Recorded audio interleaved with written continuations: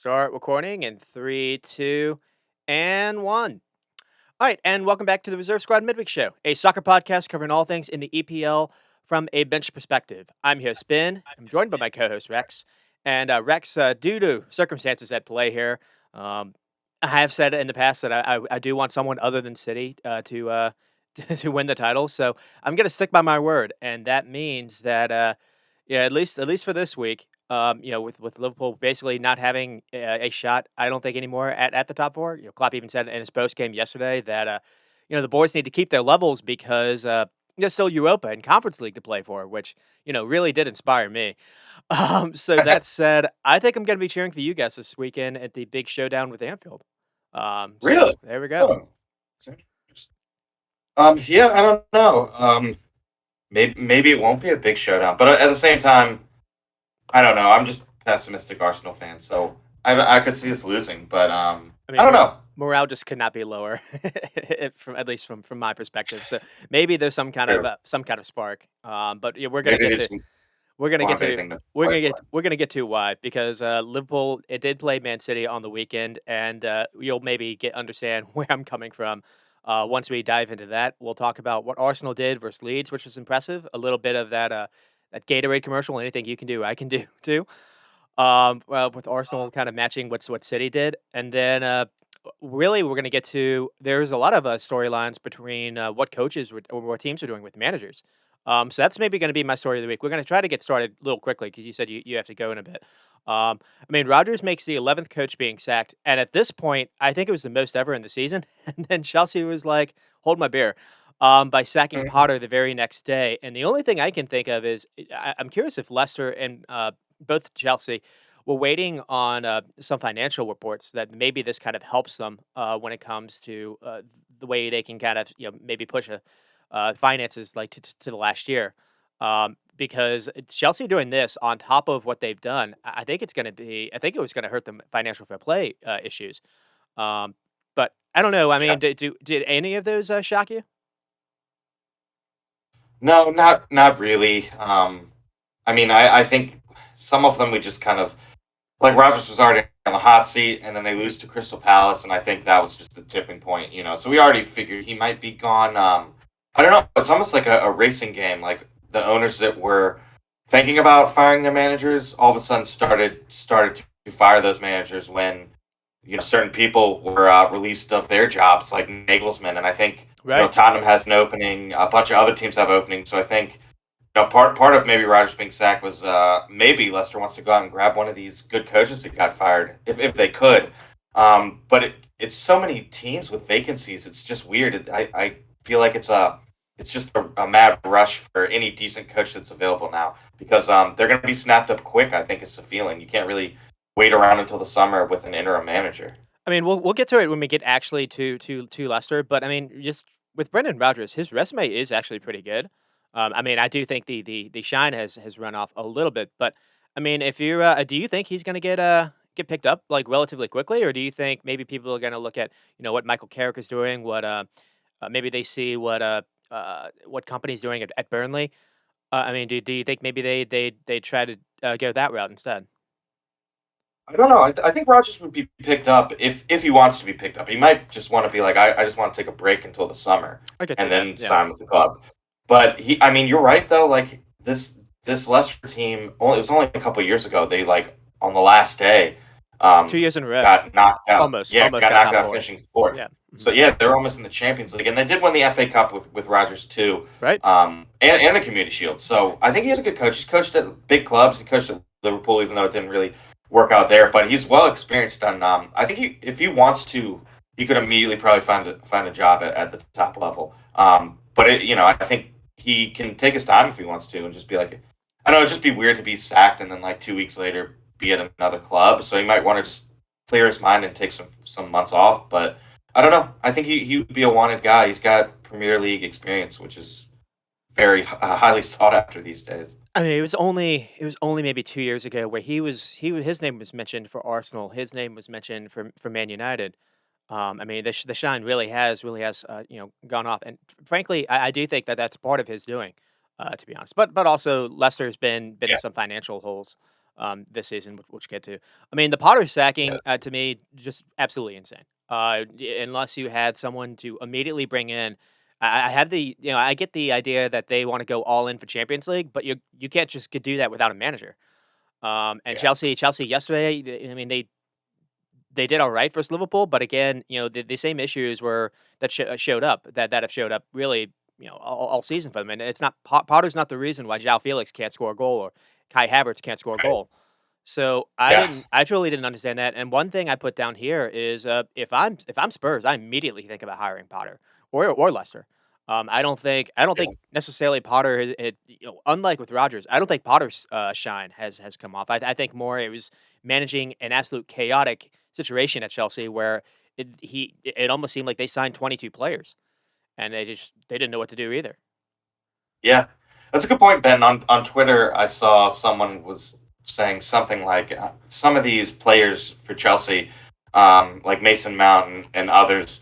This is like what is this? Like their fourth manager fired? So the guy, someone I forget who it was on Twitter was like, at some point it's not the manager's fault because these guys are on like their fourth manager in like 3 years. So like Yep. these players are getting the manager fired because they're not playing like they should be playing.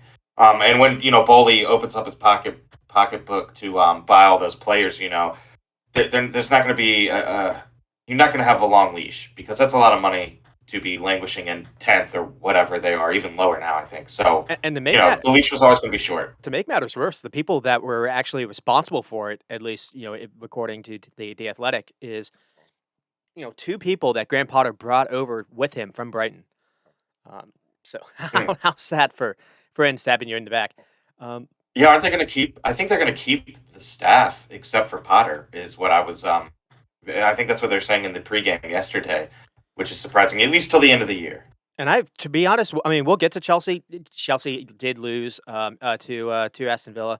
I actually thought they played a pretty good game, to be honest. And again, it's more a situation of just players not being able to put stuff away individually, or players just making individual mistakes, like Mark Cucurella, that we'll get to. I mean, another storyline maybe worth mentioning is I did talk up Napoli, last week for the Champions League, and all they did was lose 4-0 to the team they've drawn in the Champions League. And, Yeah. Rafael Leal, I guess, had heard so much everyone was praising Caradona, and he was like, "Well, I'm still here." Uh, and so, I mean, that is, I guess, our little story and recap. I mean, we'll try to get through this quickly with what happened yesterday because a bunch of teams did play yesterday. Brighton did on to beat Bournemouth 2-0. Goals from Ferguson and Asensio. Ferguson didn't play in the weekend versus Brentford, so it was good to see him back. I mean, to be fair, on Bournemouth actually played a pretty good game, and they've been playing pretty decent football, I think, for the last few weeks, and they did win on the weekend as well. I mean, if they could just fix their defensive issues, I think I would maybe be one of those people that would think Bournemouth would have enough to stay up because I don't know about you, Rex. To me, they're the only team that seems to know what their identity is, and they seem basically to be the same thing week to week. And when they do need to make Yeah. changes, Gary O'Neill has shown he can make the right change. He can bring on some subs to change games for him. But it's just that Yeah. defensive record is just it's too much for me to ignore. Yeah. Yeah. That's true. That would be their undoing if they don't make it. But they have been better, and they've been very competitive the last couple of, I guess, the last month or two even. They've been tough to beat. So I think you're right. I mean, they're another team that spent a decent amount of money as well. Yeah. We'll see what happens. But yeah, I think they have enough talent. You would think. And Brighton's win actually sets up a fantastic showdown this weekend that my brother is going to be visiting. I mean, they have a real chance to pick up some steam versus Spurs in the championship in the Champions League race. So we'll see that. But I think Brighton have two games on hand, so that's why it's such a monster game Yeah. between them. Uh, Ooh, that is a monster game. and moving on to Liverpool plays Arsenal. I think that's the bigger game as far as Champions League goes. Leeds versus Nottingham Forest. Then Leeds go on to win 2-1. Really, this is crushing for Nottingham Forest because I think this is what they call a quote unquote six pointer. This is a team that you're basically going against for relegation, and the 3 points really does feel like it's a 6 point difference because of what you've denied Forest a chance to get points. I love that saying too because it really is like a 6 point difference, especially when it's someone that's so close to you in the relegation zone, and it moves Leeds pretty high up the table to 13th. I mean, It's a they're huge still result. Yeah. but they're still close. I mean, it's only like 2 points from the drop zone still. So 13th looks nice, but they still have to continue getting some points here because they're only 2 points above being sucked back in. So like True. one bad week, and if you have like Forest, Bournemouth, Leicester win games, then they'd be sucked right back down. So they got to keep it up. And one of the people that scores is Jack Harrison. Jack Harrison starting to find a little goal scoring for him at the perfect time. Because Bamford was able to start this game. I think he Yeah, missed on the weekend. Bamford did not have necessarily his best game. They Brendan Aronson, I guess, got to start. From an American's perspective, we saw McKinney, which was good to see. We did not see Tyler Adams. I think he's still, I guess, nursing something. But he has surgery, I think. I think the funny thing about Leeds is they arguably got the ones started with this coaching firing. 'Cause they got rid of Marsh and brought in Gracia, and at least to date, if they can stay up, that's going to be, I guess, the right call. Yeah, I think so. Yeah, that's what the pressure's really on these owners at this point because they're like, well, there's only 10 or so games left. Do I fire the manager and bring someone new, and maybe we get the new manager bounce and we barely stay up, or it can be a bad decision and we're like leaderless and we end up getting relegated. So it really is like a defining moment of a season sometimes whether or not these owners are going to pull the trigger on a struggling manager. And frankly, maybe someone that should have thought about that a couple of weeks ago, or I guess maybe even longer than that, is Nottingham Forest because it doesn't seem like Steve Cooper has been able to get this right. And to me, out of all the teams that play, I look at Forest are always about the same in passing. They always have like 30% of the ball.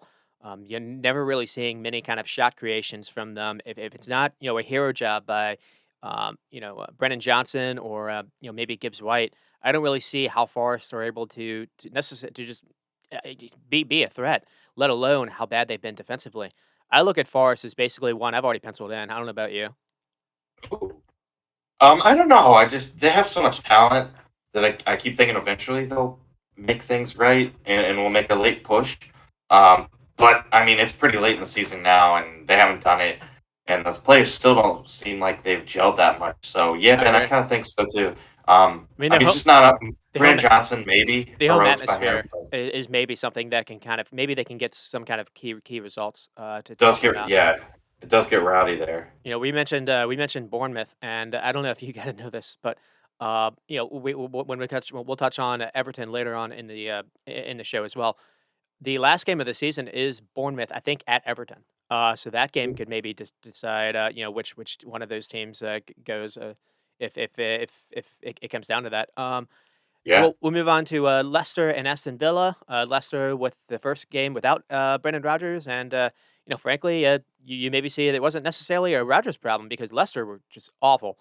Point Yeah. four xG, very poor passing. They didn't really have much of the ball. I mean, 40 was starting, and we maybe saw a reason why he hasn't been starting. Because he wasn't necessarily that great. Leicester were 14 of 44 on long balls, and when you're playing with someone like Vardy, that's really the only thing he offers. He offers runs in behind, and you need to be good with those long balls, and they weren't. They were also 3 for 16 crossing. I mean, Villa was only 1 for Ugh. 14. But maybe the story is more about what Aston Villa is doing because uh, Unai Emery has come in and really, I think I saw they're either top four or top three for points accumulated. I mean, they're not even close with Man City and Arsenal, but yeah, that is what it They're is. still top three. It's top three Yeah, is yeah. fantastic, and Ollie Watkins has. It was kind of an eye opener when they decided to get rid of Danny Ings, and ever since that time, it feels like Mhm. Ollie Watkins has gone on just an absolute tear, and he gets another one in this game Yeah, he was starting to go through a little bit of a dry spell too, before the World Cup. especially like in the Yeah, yeah, in the beginning, middle of the year. So it's good to see too, because I was starting to get worried about him really, because it was quite a yeah. long dry spell, and he had been, his career trajectory had been, pretty straight up, and obviously there's going to be some dips in there, but a young striker with, going through a rough patch always worries me that they really won't find their way out of it. But he seems to have, and Emery's a good coach. He really is. I think his time at Arsenal. Basically, I heard he didn't really speak English that well, I've so heard that there's a too. lot of things like Hmm. missed in translation and things like that that went wrong. So maybe not necessarily like his fault as a coach, Was but he so I think he's a good coach. He's was got a he good record. was he immediately following Wenger? I mean, that was always going to be a hard job too, unless there was some like a caretaker. Yeah, there's someone. I think there's a caretaker for a Okay, little bit. I think. so I mean Yeah, that maybe not though. Maybe that not. that would just be a hard job in general, especially if you have players that are going to play a certain way. Where it seems Emery likes having this, some physicality to his game because we're seeing what he's doing with Jacob Ramsey. Jacob Ramsey is flying under him when it seemed Mhm. like he wasn't even getting much playing time under Gerrard. Um, Yeah, and then Traore gets basically the game winner because of a really bad pass by Ndidi, and there's also a red card by Dewsbury Hall in this game. So Leicester are hurting. Madison, I think, got hurt as well, which we'll have to follow on. I mean, no Nacho again. For Leicester, Leicester do have some issues, and frankly, they're in this. And it's something I probably wouldn't have thought about. I thought they would have done enough, but they're creeping back into this with the form they're in. yeah, they really are, and I don't know. I feel like maybe Rogers could have helped them out, but at the same time, he hasn't yet. And their last 5 games is just woeful. They only have one draw, and the rest are losses. I mean, they've conceded a ton. Uh, I don't know. They've scored 40 goals, but I don't know. We'll see. They got to figure something out quick though, because time's running out, and it's really not looking good. Really not looking good at all. Yeah, and then we'll move on to Chelsea and Liverpool. Nothing happened in this game, but that was because of Yeah, Chelsea. To be honest, I mean Chelsea created three big chances and three missed. Their xG was over 2. Liverpool did absolutely nothing. That's a fair statement. I mean, point 0.3 xG, 7 shots, 4 on target. Passing was about the same for both. 1 for 13 crossing by both teams. I think is really poor. Liverpool was playing Darwin Núñez on the wing, which I've hated every single time Klopp has done that. So basically, Darwin Núñez is the one that's crossing the ball in, not trying to head something in. And we did see, at least for Liverpool's perspective, we did see some lineup changes. So we saw Trent Bent for Gomez, which I actually liked. This is the one positive I think I can take away from this Chelsea game is I thought Joe Gomez did a good job at right back and maybe somewhat stopped Chelsea from being able to just kind of counter on that side just for fun because you didn't really see Chilwell free that often. And maybe, with Martinelli coming up this week, I want to see that again. I don't want to necessarily see Trent. So we probably won't see that, but that's what I would like to see. We saw Salah rested. We saw Virgil van Dijk, I guess, was ill. He wasn't able to play. yeah, And he we was saw up. Yeah, Robinson benched for Simicus. And so both fullbacks were benched. And you see where that maybe comes from. We'll get to the City game. Liverpool's two fullbacks maybe had the two worst games I think they've had in their Liverpool career, at least as far as I can recall, both Robinson and Trent. So that wasn't necessarily that big a surprise, but Simicus wasn't necessarily that great. He was subbed off. yeah. Robinson Mhm. came on. Yeah. Salah, I think, did need a break, but the thing that was an issue for me was just that in the midfield was just atrocious. I mean, it was Curtis, Fabinho, and Henderson. I don't want to see Henderson play another game, and he's the captain, so that's not going to happen. But it's just he positionally he's poor. Just he was actually the only thing I think he offers these days is he yells at people to do running that he doesn't want to do anymore. So Mhm. I mean, I think he's a poor leader. He's incapable of playing a single pass on the ground. Just watching him and he doesn't run the track back anymore. We'll get to what he did for City. I didn't think he offered any kind of help to Robinson. I thought he was poor again in this game, and frankly, the midfield is crucial. Which I've spoken about it all year, but it's really showing up again because no Stefan Bacic because of he has some kind of injury that's keeping him out for the rest of the season. No Thiago, which is definitely showing up. That's showing up in build up play. And it's showing up, frankly, in just being able to counter press. It doesn't seem like Liverpool have a way to press and win the ball back anymore. And what that's doing is once a team's able to kind of withstand, holding the ball in the middle of the field, when you're playing a high line, spaces light up everywhere. And Chelsea were able to get through Liverpool's back line for fun yesterday. And again, this could have been a 4-0 game if they had just if they were able to finish on a championship level. I want to say it was that poor from Chelsea. Yeah. Oh, Chelsea had to put it in the net a couple times too, They but did. Yep. rolled out for various reasons. But yeah, it was kind of a boring game, and you expect. I mean, we expected just a little better when you hear Liverpool versus Chelsea, but I think the game kind of just sums up both of these clubs' forms right now. That's a good way to put it. Yeah, I mean, because yeah, Chelsea played okay. I mean, it was kind of annoying to see Conte back for them, and you see, Oh yeah, one can only wonder what Potter would have been able to do with Conte, because I somewhat liked what they showed up with. They basically played a 3-3-5-2, and they looked quite dangerous, to be honest. And yeah. It kind Conte of moved Fernandez up the Conte was Enzo up the pitch too. annoyingly really, really good. I mean, Kovacic also had a really Kovacic had a chance to maybe, score, just to start the first half, and frankly, he should have. He had a shot that was misread. I mean, the midfield I thought was good. Enzo was kind of, orchestrating things. I still think they're a little vulnerable because even Conte isn't necessarily a DM by himself.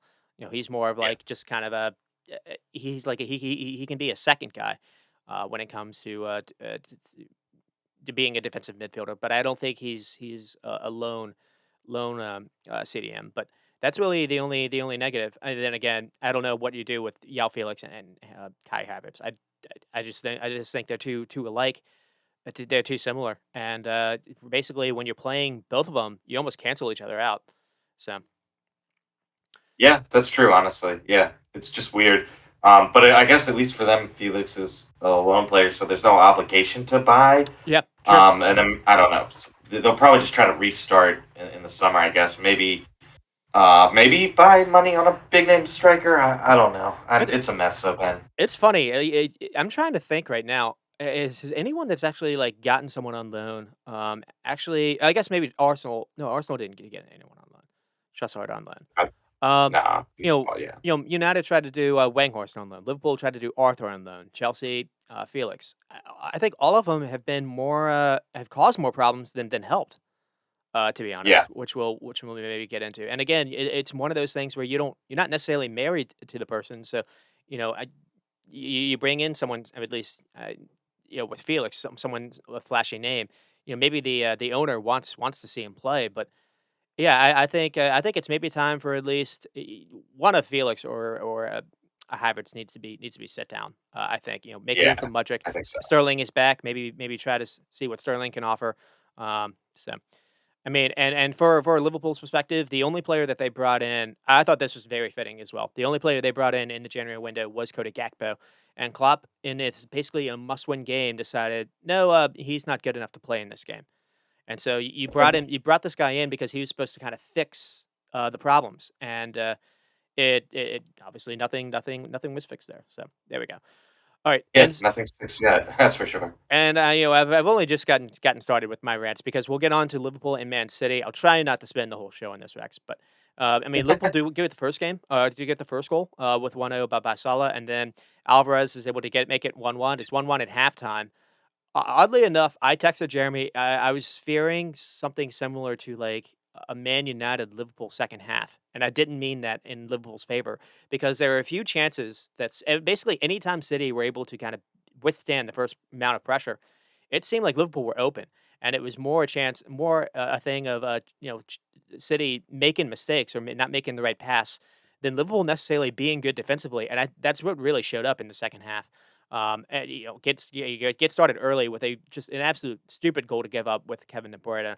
I mean, we'll get into these a little bit more in depth later. And then Gundogan, and then Grealish. And Grealish had a really good game, to be fair to him, so he deserved that goal. He did. Yeah. Yeah, it was a good game. And I mean, the lead up story to me was really in the lineups because there was no Holland for Man City and no Darwin Núñez for Liverpool.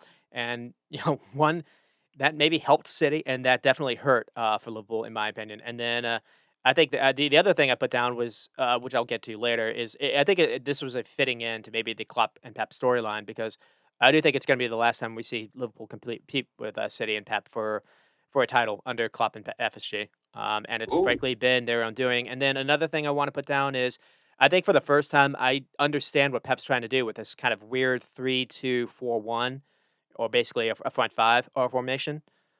Which because for the first time you really saw a tactical battle where Liverpool is basically front three. We're not able to match City's back three with Ederson because it's basically 3v4. So Liverpool couldn't win the ball back. And then at the back, you have Liverpool's front four. Even when the fullbacks are back, it's front four. And basically, when Gunnigan's able to go forward, basically have a front five. And when Kevin De Bruyne is able to go forward, it was a front five. And so it was 4v5 at all times. So. Yeah, yeah, he's trying to overload all the time too. I think that just looking for any player that can play somewhere where you don't expect a player like that to be, kind of like the Lewis thing, and you can just overload out wide and things like that. And, I mean, it was just the I never seen the space or the pitch look so big, the way that City were able to do it. They did a really good job at keeping their width as well, and just Liverpool were all over the place. But another thing too is, again, it's another game without Thiago, and the thing I wanna say here is Liverpool did beat Man City, at Anfield earlier in the season. Thiago played that day, and basically, Klopp sat Henderson, and I don't think that was a coincidence. We'll get into that later on. And then Man City, kind of the storyline was Alvarez starting over Holland, but and the Yeah, back three was Akanji, Diaz, and Ake. Ake really was in the back three. He wasn't really a fullback. And Stones played basically in midfield next to Rodri, and we'll get to this. Stones had again, it's one of the first times where I understand why Pep's doing this. And they're still a little bit vulnerable to a ball over the top, which we saw Salah score on. But Stones was really good next to Rodri in a way that I wasn't truly expecting. yeah, yeah, yeah. Well, I don't know. Sometimes it feels like Stones is like over the hill, and then I don't know. He's able to do things like this, which is probably more, like you said, a credit to Pep more than Stones. Pep is like analyzing, where he can kind of have advantages and pull certain players off in certain areas. So it's just more things that City can always do. We always each week we talk about how like we don't know what kind of system they'll play or even where players will be. Like he's been resting De Bruyne some, so you just never know. He's always changing things, and it makes it very hard to play against him because you're not going to know what kind of like City you're going to get. Yep. And so I'm not going to necessarily go through everything, but for time purposes, but I am going to actually go over a couple of the chances that happened early in the game because I think that basically showed how the second half played. So basically, I think it's the first chance that City even have. It is Gundogan, but the sequence is troubling to me because Liverpool have no way to put pressure on City's back three. So Diaz has all the time to look up and plays a perfect ball to Jack Grealish, who's able to make a run past Trent Alexander-Arnold, and you can already see already Trent being beaten. And nothing really comes with this because the ball is shuffled around to Kevin De Bruyne, who also has time to collect the ball, look up, and send something into the box. It finds Gundogan, who's also unmarked. Gundogan just fails to find Alvarez with the square ball. But Kevin De Bruyne is able to get the ball here without any pressure on him because Henderson is cheating and playing within a stone's throw of Fabinho in the middle. And Jota isn't able to run back in time to help Robinson on defense. So Robinson basically he either had to mark Alvarez or Kevin De Bruyne. And this happened the entire game. Yeah, it really did. I mean, it's one of those things that I think Pep was like, "Oh, this is working. We're just going to keep doing it until Liverpool stops it." And they really couldn't. And basically, another chance comes from a free kick from Mahrez. It basically clips the post. But the thing to touch on here is City are able to pass before the foul. City are able to pass through Liverpool's middle of the field, finding Gundogan unmarked again. He passes it to Grealish. Grealish cuts inside and eventually finds the ball to Kevin De Bruyne, who again has managed to run away from Henderson. And then De Bruyne's cross is kind of headed away, but it just shows the danger that Liverpool were not taking it seriously. Um, we'll get to the first goal that Salah scores because Trent Alexander-Arnold, he was poor defensively, but he did have one moment of magic with his right foot. He's able to do a pass upfield to Jota, making a run, splitting Akanji and Diaz. Jota then lays it off to Salah, and it is a nice finish. I mean, Diaz and Akanji are stretched because it's like the first time that Ake decides to leave that back three to try to put pressure on Trent, but he can't get there in time.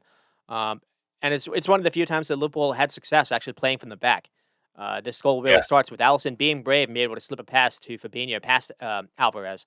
Then Fabinho passes it to Trent, and then Trent sends the ball over the top. And it's a really good play by Jota. This happened in the 20-ish minute. There was some reason to have a little hope at this point, even though it was the first attempt they even had on I think Ederson on goal, or at least in the game, and they didn't have many after that, anyways. yeah, that's true. So you kind of got to make them count. but props to Salah for scoring at least. I don't know how he does it honestly with Ramadan. You can't eat, like, he's not eating or drinking water during the day, and he Yeah, somehow good is point. able to play in the Premier League and score. I don't know. They're crazy athletes though in the Premier League. So I don't know. But props to him. I thought this was a nice. This was nice, but I thought it was something Liverpool could build on, but they really weren't able to. But that was more credit, I think, to City and I don't know, maybe some of the dinosaurs playing in Liverpool's midfield. It's criminal what Klopp's done because you saw. I mean, Salah scored versus Real Madrid too. In that first game when they lost like 5-0. Right. And frankly, Yeah. this game reminded me a lot of Real Madrid. That first leg, and you just see Salah. It's almost like Salah's playing by himself at times, and it's not fair to him. To be honest, people have been going on him about, oh, you signed that big contract, you're going to be like Aubameyang. Liverpool shouldn't have signed that big contract. Salah's the only one that's showing up and playing in Yeah. so many of these games. And you have So. to rest him some. I mean, we know he doesn't like he plays a lot, and sometimes he needs rest, or else he just doesn't. He's not at like the peak form that we're used to. So, you got to rest him, and sometimes he's like the only player, like you said, that like seems undroppable. But you e still got to rest him. Even in his quote unquote bad season, he's going to have 20 goals. I guess 20, 25 plus in all competitions. He's had a number of assists as well. Yeah, He's even quote unquote bad season from him. It's just people need to lay off Salah, in my opinion. yeah, he can't do everything. And I mean, Yeah. if he's putting the team on his back all the time, he's going to need more breaks too. So And then we'll get to one last final chance for Man City. In the 22nd minute, basically shortly after Liverpool scored the first goal, Mahrez has it. But there's a theme here with these chances, and it's Man City finding players open due to Fabinho and Henderson. I put down marking grass. It's Gundogan and De Bruyne constantly moving into different positions on the field to find the ball and be dangerous with it. And Kevin De Bruyne just gets the ball out wide, crosses it in, and then Gundogan touches it over to Mahrez, who is basically off with the effort, but it was close. And then maybe where the game changed was here because Liverpool did have a decent chance to make it 2-0. There's a counterattack. Basically, again, it's one of the times where you see, well, it's a corner kick, so I don't necessarily know if this is Stones being vulnerable or not, but Stones is able to, or Stones or whatever is out of position. Salah's able to streak with the ball upfield, and he's trying to square the ball to Jota. I think that making a run kind of behind him. He's also behind their back line, and the only reason this doesn't come off is because Jack Grealish sprints all the way back and stops it, really annoyingly. yeah, the one time he does defensive work, it's against your team. This was as good as a goal, in my opinion. I don't necessarily know if a lot changes with Liverpool winning or being up 2-0, but it's worth at least highlighting at least. Yeah, you just that could have changed the game too. But yeah, like 2-0 down. But who knows? But odds are that would have completely changed the game. You would think. And I think I Jota would think have Jota would have Billy prob Grealish. Jota needs to put something away too. He's gone like a year without scoring, but Jota, I did like seeing Jota at least get some playing time. To be honest, I don't necessarily think he was poor. Well, we'll get to someone that I did think in the front line was poor, but that'll be later. We'll get Yeah, we'll get to the Man City goal. It is Alvarez. And I already talked about basically Pep's Liverpool's front three versus Pep's basically back four with Nuclear Edison. I mean, you can see how frustrated Jota is because he doesn't know whether to press Akanji, Stones, or Mahrez. Liverpool are not able to win the ball back. Robinson has to handle either Mahrez or Kevin De Bruyne making a run inside him all game, which I mentioned. And then when you think you have everyone covered, Kevin De Bruyne was popping up in unmarked spaces in between Fabinho and Liverpool center backs, which was a mess as well. But you get a good example on the first goal. Jota doesn't know. Everyone in the front three looks lost on who to press. Stones and Rodri are being occupied by Fabinho and Henderson, kind of man marked. But all that means Kevin De Bruyne is completely open on the wing. Jota basically runs the pressure at Kanji. He can't get there in time. He plays it to Kevin De Bruyne. And then the mistake comes from Robinson kind of running to beat Kevin De Bruyne to the ball. He's not able to get there in time. Kevin De Bruyne immediately flicks it on to Mahrez. And then this was annoying too. Mahrez is able to kind of square Van Dijk up. Van Dijk refuses to engage and allows Mahrez to dribble all the way up to the box, cuts inside, and he finds Kevin De Bruyne. Kevin finds Gundogan, who is also completely unmarked because Elliott doesn't do anything to help out here. And then Gunnigan, Gunnigan starts off 15 yards ahead of Fabinho in this action. So I don't think Fabinho can recover in time. I think this is Elliott's man. Elliott needs to sprint back and either or mark Grealish on the wing. Elliott needs to do whatever he better than what he was doing because he was just kind of jogging back at this point. Because once Yeah. Gunnigan gets the ball, Trent is in two minds. He doesn't know whether to mark Gunnigan because Granate has to worry about Alvarez. So Trent is worried about Gunnigan. He doesn't realize that Grealish can slip in behind him, and Gunnigan's able to play Grealish the ball, and then it's a square pass.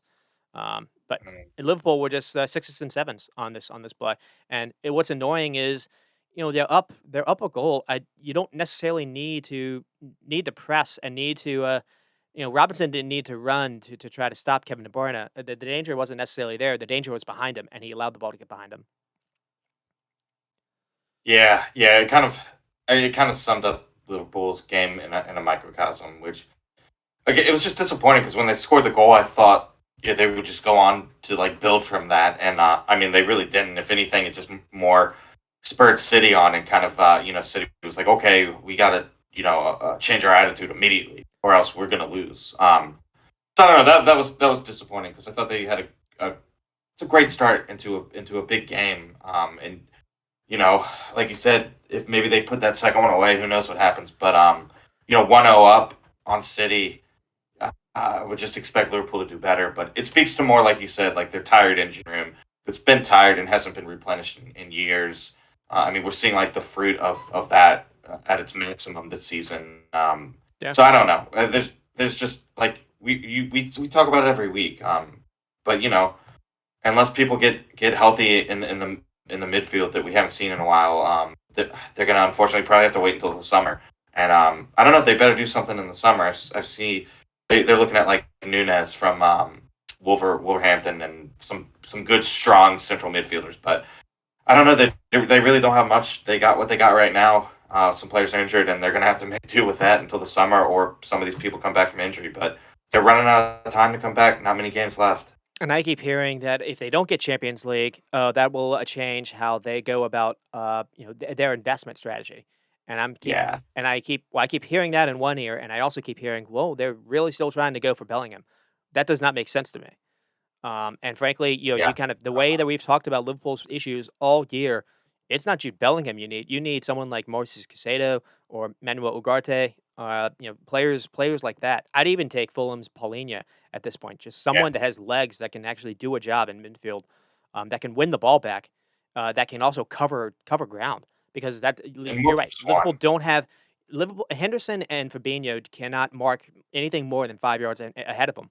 And that just really showed up in this game. Another problem I had was if Gakpo just stays where he is, he can maybe mark Stones out of this, and Henderson can mark Kevin De Bruyne, and this goal just doesn't need to happen. But Gakpo tries to high press, and then that forces Jota to leave his mark and to high press. And again, you're up a goal. I think it's like it's 42nd minute. You close to halftime. You don't need to do this, and you got caught by it. And then the second goal happens really early in the second half. It's the worst time to concede. And in my opinion, it is a sloppy goal because the positions of Liverpool players doesn't make sense here. I mean, Fabinho is trying to head the ball to Trent Alexander-Arnold. Gundogan is able to beat Trent to the ball, and then the ball is passed out to Ake. And then Alexander-Arnold runs to pressure Ake, basically playing almost like Liverpool's right winger at this point. Ake then passes it upfield to Grealish, who doesn't have Trent marking him, obviously, and there's no one marking him. And then this pass takes out four players on this play because he takes out Elliott as well.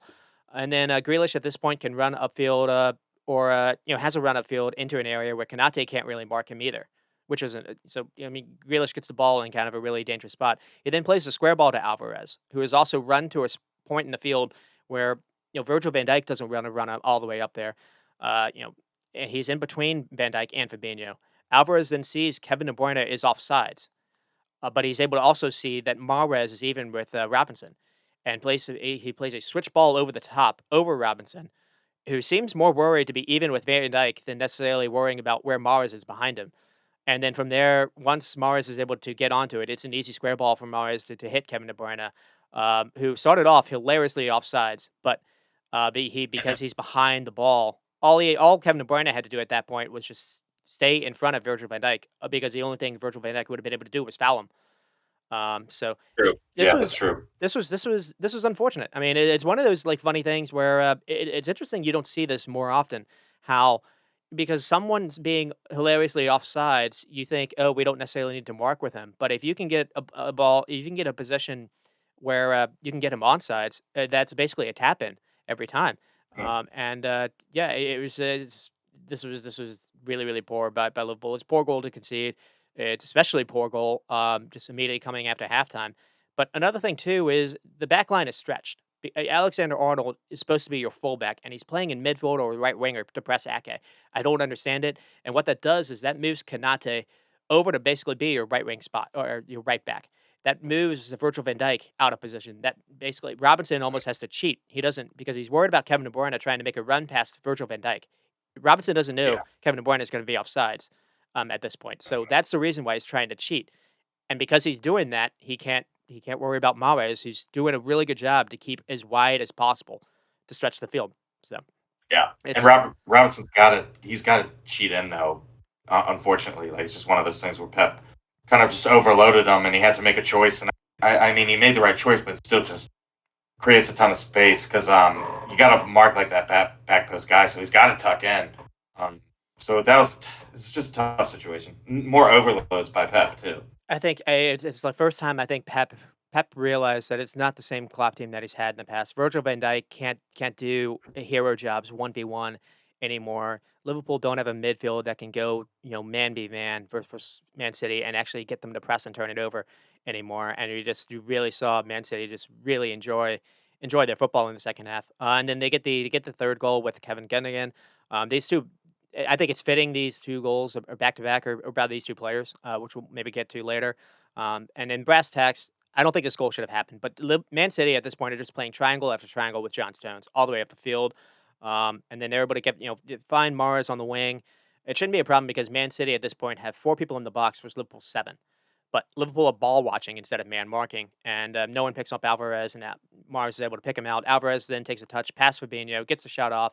It's blocked by Trent, but it falls to Gundogan, who's able to put it away. But I do think it's a case. I mean, maybe this goal doesn't happen with Holland because one, Alvarez is a really good touch outside the box to set this up, but two, the way Alvarez is able to kind of run into the box almost unmarked, there's no way Holland, just by his size alone, is missed. I don't think Liverpool would have been such a gloves off with Holland in there instead. So it's one of those things where this almost benefited City in this point. Yeah, yeah, definitely, definitely. And then the fourth goal comes from Grealish, he was a handful and he was good all day. So this was fitting. But the maddening thing from Liverpool's point of view is how Kevin De Bruyne is able to get free in the final third, and how Trent doesn't even bother to pay attention to Grealish running behind him. And then Trent basically at that point Trent is asked to handle both Kevin De Bruyne and Grealish. And then basically Grealish is able to kind of slip behind him. Kevin De Bruyne plays him in, and it's a good finish. Klopp's also Yeah. made 4 subs at this point. I think that kind of showed as well. Just no one had any kind of thought or idea on how to play, and that showed. Yeah, they. I mean, it happens too. They seem to kind of run out of ideas. It's not like the front three we're used to seeing. Unfortunately, sometimes they have to rely on one or two players, and it's easy to shut down. And you don't like get what you're expecting from a Liverpool team that's been very attacking in seasons past. Um, I mean, just kind of a note I put down is like usually end of eras have chapters that kind of close them off, and I feel like you had that with Napoli early in the season. You saw it with Madrid, and then maybe this kind of puts a bow on it. I mean, it's a big game for City, just with the title race. But City will be competing with Arsenal or whoever, Newcastle, next season. Liverpool, I don't think Liverpool are more likely to experience Conference League football next season or the next 2 seasons than Yeah, Champions League. And really, I do think almost all of that is self inflicted. And again, I keep going back to how they're targeting someone like Jude Bellingham. The pitch looks humongous because Liverpool don't have the players that can cover that kind of ground anymore. You need just more than just Jude Bellingham, and it's really bad. That's a really bad thing when you're playing a high defensive line and you're a high pressing side. So you're leaving spaces to try to win the ball back. But all you're doing is if you're playing with players that can't necessarily do that and win the ball back. all you're doing is just creating even more space for a team to exploit, and just Klopp hasn't been able to figure that out and hasn't been able to adjust all season. So, Mhm. Yeah, yeah, that's true. Very true. and then the XG was almost 3 for City. It was point 0.3 for Liverpool. Liverpool did have 4 shots and 1 on target. The one they scored. City had 17 and 8. Man City had 687 passing with 92% accuracy. Liverpool's passing was 276 with 82%. And the stunning passing numbers on Liverpool, I do think it's where Thiago's miss shows, because Liverpool's build-up play was atrocious. They could not find a way to keep the ball and take any kind of pressure on the players. And Thiago's role in the team is weirdly to help out with this more than anything else. And it's not so much like when inability to beat low teams in low boxes, or Mhm. low blocks, which Thiago can help out with that as well. But really, the main thing is when Allison has the ball, Thiago drops deep and forms basically a front two or a back two with Fabinho. And you basically with Robinson and Trent, you almost have like 4 or 5 with Fabinho in there as well. 4 or 5 or maybe even 6 options for Allison to play something too. And usually it's hard to it's hard to push so many players. It's hard for a team to push that many players forward to try to win the ball back, because that allows any kind of something over the top that allows less players to defend, like a ball of for Darwin Nunes or Salah or whatever. In this case, Henderson and Elliott were hiding from the ball. I mean, no Bacic in this game, I think, hurt as well, because while he maybe wouldn't have helped with build up, he would have at least had the legs that Henderson doesn't to at least track back and at least offer some kind of challenge. He would have been able to get there in time. It's so bad. I'm at a point where I think they need to try Arthur. I don't think they will. I mean, Arthur was on the bench yesterday, but Henderson Mm. worked somewhat versus Man United in playing in this left center midfield role, but I think it was a different shape. Even in that game, Liverpool's passing numbers weren't necessarily that great. So, really, Yeah, that game just shows the difference the difference between Man United and Man City, in my opinion. yeah, yeah, absolutely. Yeah, that sums it up nicely. And City, I mean, City, they do that to people. They do that to clubs. So it's not necessarily surprising per se, especially since Liverpool's kind of on the decline as of right now. And then, for player grades, I have, Henderson and Elliott get Fs. The lack of tracking back and work rate, ability to win the ball back, and you gave the back line absolutely zero protection in front of the front backs. And again, I don't think it's a coincidence that Robinson and Alexander Arnold had two of their worst games. Because that was who it was in front of them. Robinson and Arnold obviously didn't have their best game as well. I think Robinson was maybe knackered for what he did with Scotland, so that could maybe have some of that. And Van Yeah, Dyke to me is an issue though, because a lot of people have been going, "Well, he's just nonchalant. He's too cool for school defending."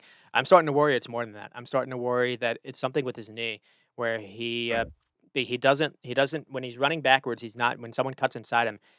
He's not able to necessarily turn anymore, because we saw this kind of defending versus Real Madrid for that Vinny goal in the Champions League final.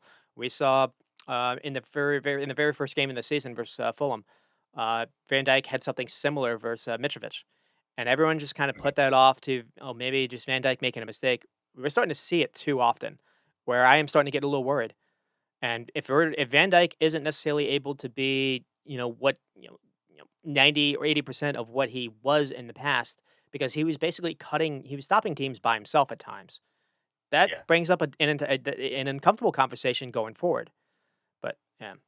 it does. But they're gonna have to do it, and they're gonna have to they're gonna have to get rid of some of these guys and bring in some fresher talent, and not just like one person, like you said, not just like Jude Bellingham. They'd probably be better off spending all that money on 3 or 4 midfield players, not just one big name one. Because yeah, I could see him getting hurt too, and now you're in the hole even more. So hopefully they'll take a decent chunk of money and spread it out with the players they buy in the summer. I mean, they've been linked to there was some kind of center back that's at Frankfurt, which is interesting. But and I there's been news or the talks all year about Gvardiol, which I never really bought because I figured he'd be like $100 million. But it Yeah, me seems like too. at least someone at the club seems to recognize they need to do something, with the back end. Maybe they recognize Yeah, Matip is maybe on his way out. Um, It does Gakpo to me did not necessarily have a good game, in this one, and Yeah. I don't really understand how he's necessarily supposed to work. Um, I keep hearing he's brought in to be Firmino's successor, but at the time when Liverpool needed midfield help, that I don't think was the biggest concern. And to be frank, with everyone healthy, I'd play Luis Diaz before Gakpo on the left wing. I would play Darwin Núñez or Jota in the middle before Gakpo. I think Gakpo is almost like your fifth choice, option now. And it's just weird. It's weird how that's happened. Another thing too is I hate how they've gone away from the shape they played versus Man United. That 4-2-2-2 kind of box thing. Because and the reason why I harp on that shape that I want to kind of put down is midfielders have a certain role with the ball. And when you play this 4-3-3 that the Klopp likes playing, because they must track back and help out the fullbacks when the fullbacks go high. And in this case, Elliott and Henderson didn't do that. And if the idea is to kind of play with two holders in the middle, almost like a 4-2-4 or 4-2-3-1 kind of shape, that means the duty to track back falls, to track runners and to help out falls on the wide players instead. Players like so in this case it would have been Jota and Elliott. But at least in that case with Jota, you have players with legs that can do that kind of defensive work. They just have to have the mindset, and they just have to understand at the moments to run back. But that's what I think Klopp needs to do. He needs to shift the responsibility from the midfield into the wide players somehow. But other than that, yeah, I'm kind of with you. This is broken. It's not going to get fixed Mhm. Yeah. because yeah, they can't cover the same distance anymore. And no Thiago, no control. Kind of mentioned that as well. Fabinho and Henderson look retired. They really no protection from the back line, zero protection or zero ability to cover any kind of ground in front of them. And neither were able to put a glove on Gunnigan and Kevin De Bruyne. And we'll get to what they offer. Yeah, again, all the focus is going to be on Jude Bellingham, and I think if Fabinho needs to be looked at, maybe that's Bajcetic next year, but I don't know. Thiago needs a Maybe. successor because no one can control tempo in this team when Thiago misses. But Thiago's also good at making tackles and he's just really good positionally. And people like Roman Lavia or yeah, like I said, Ugarte, Casado need to be kind of looked at, not necessarily an attacking midfielder like Bellingham. Um, Yeah. Absolutely. Definitely. And frankly, the one last thing to say is the defense was poor, but the gaps between Fabinho and the back line, I think, was fatal. And Man City kind of lived in this gap. So, I mean, you saw Alvarez, Gunnigan, Kevin De Bruyne. Fabinho was getting played out of position because no one else was able to kind of press. So Fabinho was trying to win the ball back, and all that was doing was creating a really big gap between him and the back line. And Man Yeah. City were just having fun with that. Yeah, that's pretty much it for Liverpool's perspective. Yeah. Yeah. I think so. Unfortunately, it might be it for the Champions League too. We'll see. And anyway, I guess one question I have is, do you think Liverpool should stick it out with Klopp? He even made some kind of joke before Chelsea game yesterday, being like, "Well, I see everyone else kind of getting fired. I don't know if I should be worried about it." And I'm in between on this, to be honest. I don't want to necessarily be tongue in cheek here now, because when you look back at Liverpool's problems all season. It's all gone back to basically the same things. It's been not recognizing how vulnerable you are with Thiago and Keita having injury issues, or not Mhm. recognizing you needed to do something about Henderson for forever, um, Yeah. and you needed midfield help for all these years. And what Klopp did after almost winning a quadruple is you go on media tour after media tour and basically saying or mocking people that were telling him, "Hey, you should maybe get a midfielder in." Now they Mhm. targeted Tchouaméni, so someone at that club recognized you needed to do something here. And then at the very end, they panicked by and brought Arthur on loan.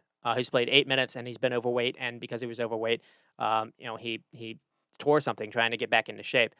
But t- uh, I'm I think my position here is I'm not necessarily Klopp out, but I am going to say I do want someone else to be in charge of recruitment and scouting, and I want Klopp to be nowhere near it. I want someone to come in with data-driven, basically the need for someone that understands,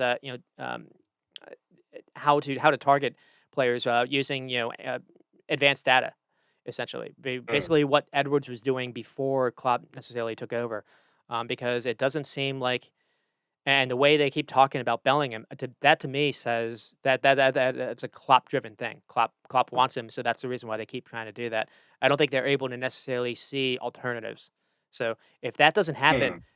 then Klopp is going to have to leave. And another thing I'll say is the fact that he doesn't recognize that he can't play James Milner and Henderson on at the same time because he did this versus Chelsea. That to me makes my blood boil more than anything else because that's the easiest thing you could do. You could bring someone in the stands and they would do a better job managing this team at the moment because they wouldn't do that. Hmm. Yeah, yeah, I think you're right. And we don't know how much Klopp's been pushing behind the scenes to get midfield reinforcements too. And you've talked about, if he really wanted to get them, then he'd come out publicly against like FSG and the ownership group, which he hasn't done No, either. in fact So he's been coy. He's worn Boston Red Sox hats yes, we don't in the we don't summertime, know. smiling about that.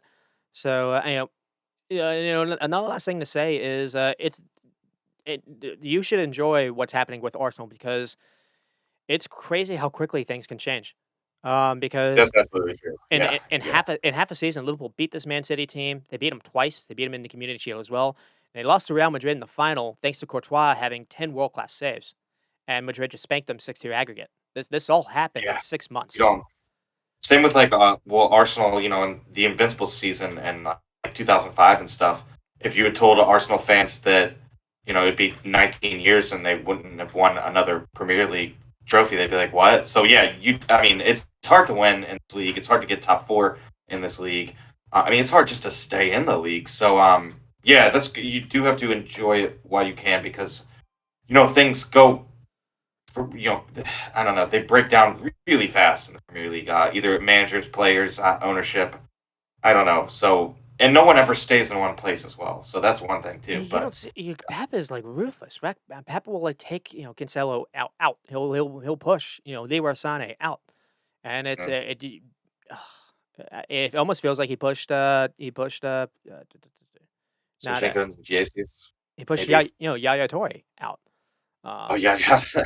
uh, and Klopp is just like he's trying. There's reports he wants Milner to come back for another season. It's just I'm so done with it. Um, and maybe the one thing to say that you can maybe grasp some straws. I did feel like maybe it was unlucky Rodri wasn't sent off for maybe 2 yellows, in the first half. But true. I don't know if you saw this. Klopp was even asked about this, and finally he gave a comment that to me at least says he's not delusional. So he recognizes there's a problem. Basically, he said, even with 10 men, I don't see how we win that game. I think he's right. Yeah, yeah. I think so too. And, for Man City, it was the best I think that they've looked in well over a month. It was possibly, all caused by Liverpool not being able to just get anywhere near them. So maybe Man City maybe Arsenal will be able to do a little bit better. Obviously, yeah, I mean, you imagine they would. But Yeah, you would think so. I've been guilty of saying, criticizing City for being too predictable, and almost or maybe being too narrow at times. And they made the pitch as big as they made it look like it was the size of a globe, in this game, and just the way they were able to just stretch Liverpool out was just it was stunning. We haven't seen City play like this in my opinion. So. Yeah, yeah, that's true. Another thing to worry about is like we haven't necessarily seen them purring like we're used to. Well, sometimes we see a game or two, but it's always a chance that they can kind of find an even higher level of form, which is it's kind of crazy because I mean, they're still in second place, but I think there is even better from this team. I don't know if we'll see it necessarily game in and game out, but I mean, they're capable of pulling off some really big wins, and they still have the Champions League coming up too, so maybe they can do something in that. I mean, is it looking too much into it where they looked like this in some respects because they didn't have Holland? Mm. Now that's a good question, Ben. Maybe, yeah. I mean, we do like Alvarez too, and he's a little, he's different from Holland, which is nice. You can change things up.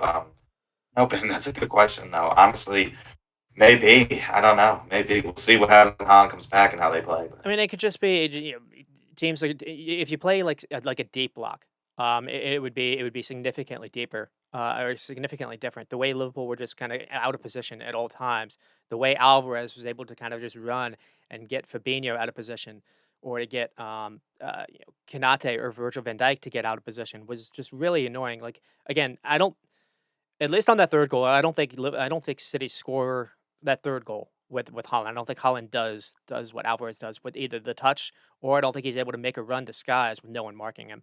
Um, Oh, right, right, yeah. and there was no Foden in this game, but weirdly enough, it was maybe the best game we'd seen from Mahrez and Jack Grealish. We hadn't really seen Mahrez a lot for the last couple of weeks, and man, Yeah, surprisingly. we keep talking about how bad Trent and Robinson were. Well, in some respects, there's a flip side of that Grealish and Mahrez made them look bad. Yeah, yeah, true. Um, I think it's a little bit of both, honestly, but more so, I think Mars and Grealish just made them look bad. And Man City were basically playing with their food in some respects. But one last thing I want to say here is I don't understand why Klopp has not understood that the main difference between him and Pep's sides over these years. The reason why Pep has more titles than Klopp, at least league titles, is Klopp's never valued technically brilliant midfielders like Kevin De Bruyne and Gundogan. He's had people like he's had Henderson, he's had Milner, even Genie Ronaldo, which I like. Genie Ronaldo isn't this kind of player, and it's really annoying, and he feels like it's done so on choice because if City do go on to win something special, Holland will get the headlines, but I think it's going to be facilitated by Kevin De Bruyne and Gundogan, or if they don't, I think it'll be because of them not playing well, because they're not just gifted at the ball at their feet. Their understanding of the game and how to draw players out of position, how to make runs and create for others. Also, the way they're able to quickly recognize when a pass is on. It seems spot on every time to me. Yeah, I mean it's drilled into me by Pep every day too. And then one last thing to say about John Stones, playing in that 3-2-5 shape is 80 touches, 95% accuracy in a role that's basically the most intense part of the field, where the decision making you have to be really quick with your heads and thoughts. But another thing too is he offers Rodri protection that he normally doesn't have. I mean, John Stones is quite tall. I think he's like 6'2". So his height and physical build offers Man City some size to maybe help win some second balls, win some duels in midfield that normally they don't you don't really see. And I think Yeah. another thing he does is he takes defensive duties off Kevin De Bruyne, which helps. Oh, absolutely. Yeah, because we know he doesn't like to do that. De Bruyne. And all right, so sorry, Rex. We'll move on to Arsenal and Leeds, and Arsenal do go on to win, copying Man City, 4-1, with a goal from Gabriel Jesus, 38th minute with a PK, then Ben White, and then Gabriel Jesus again, and then Christensen gets one back to make it somewhat respectable, and then Granit Xhaka, with basically, I think this was fitting goal for them as well. So yeah, I don't know. Where do you want to get started with this one, Rex? Yeah, this was a good game. It started a little worrisome for Arsenal. I mean, there were definitely some chances by Leeds that I mean they could have gone in and another goal could have changed the game Mhm. completely Yeah, if Leeds score four. Ramsdale was asked to work a little bit before the goal went Yeah, in. Yep. yeah, he really was. And then they settled down nicely after that. I think the PK too kind of just scoring on the PK settled people's nerves a little bit for Arsenal, and they were able to Yep. play with a little bit more confidence.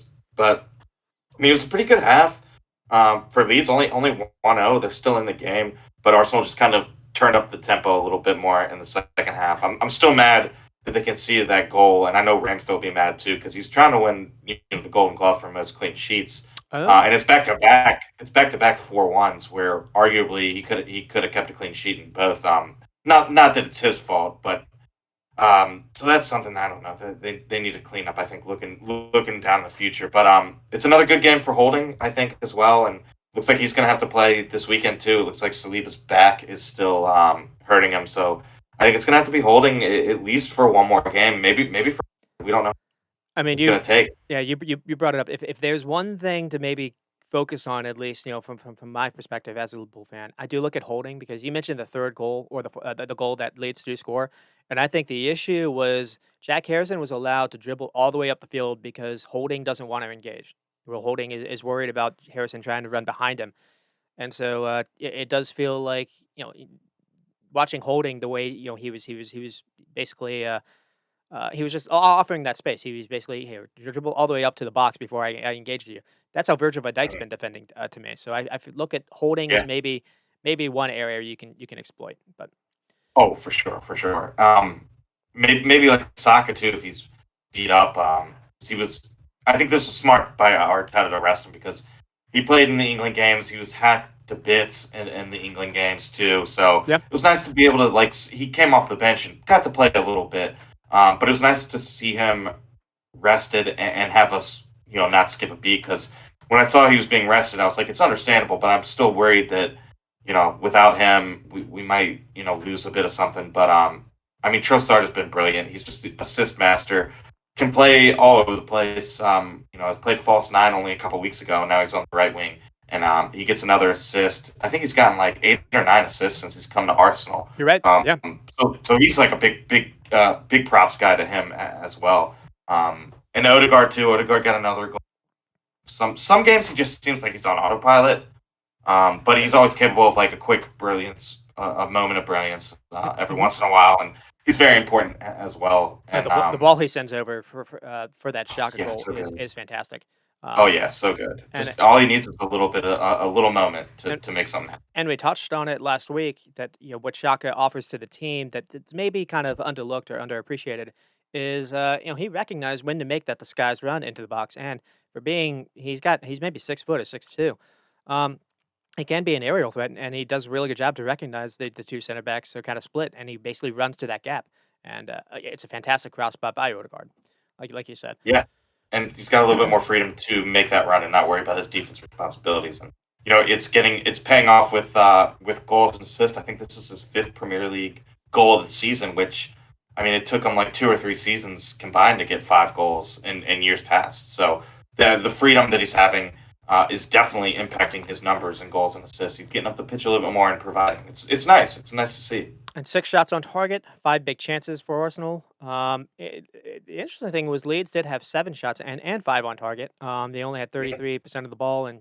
200 passing, but they were able to make Ramsdale work a little bit when they did have it. I did think it was interesting to see. You kind of touched on it. No Saka, but we did see Trossard and Jesus kind of star for them. Yeah, that front three was interesting. It took a while for them to get going, and they get the PK by Jesus just kind of being really good 1v1, having really clever feet. And it's the one thing to maybe say is, the Saliba news is negative, but Arsenal hasn't necessarily missed a beat all this time. I think the last game they did lose, or the last game they didn't win, was that Man City game. They've basically been able to score 3 goals every game, it seems, other than that game versus Leicester. You're getting Jesus at maybe the perfect time, which helps you, I think. Yeah, and then Nketiah is still out with that ankle knock. Mhm. So yeah, we definitely need him. I mean, hopefully Nketiah will be back soon, but Arteta hasn't necessarily like the last game. I don't think Jesus started, and it was Trossard. So you don't have to start Jesus either every game. You have a little bit of wiggle room to rest him, which is important because he's just coming back from that injury. He's not like 100% fitness yet, although he is getting there. But yeah, it's nice. And then Nketiah comes back, he can just take a little bit more pressure off Jesus, and that'll just make Jesus better. I think. I mean, the third goal that Arsenal score, I think, is something that Arsenal fans need to be like, oh, we need to see more of this, because it's basically like a give and go with Trossard and Jesus, but the the pass that Trossard, maybe it's the pass that Jesus has to Trossard. It's like it's a quick, it's a through ball, and it's really good. It's a really good way to kind of hold up the ball. But it's clever thinking, and it's like one of those line splitting passes. And then what Jesus does is he doesn't just admire the pass. He makes after Trossard does a good job of doing a turn. He makes it a job to run into the box. It's striker's instinct, which Arsenal have sometimes missed in some respects. So yeah. Oh, absolutely, absolutely. Yeah, it's nice to finally not have to worry about that striker area. Thankfully. And Liverpool Arsenal is his next week. I mean, Matt, you have to be confident going into this, right?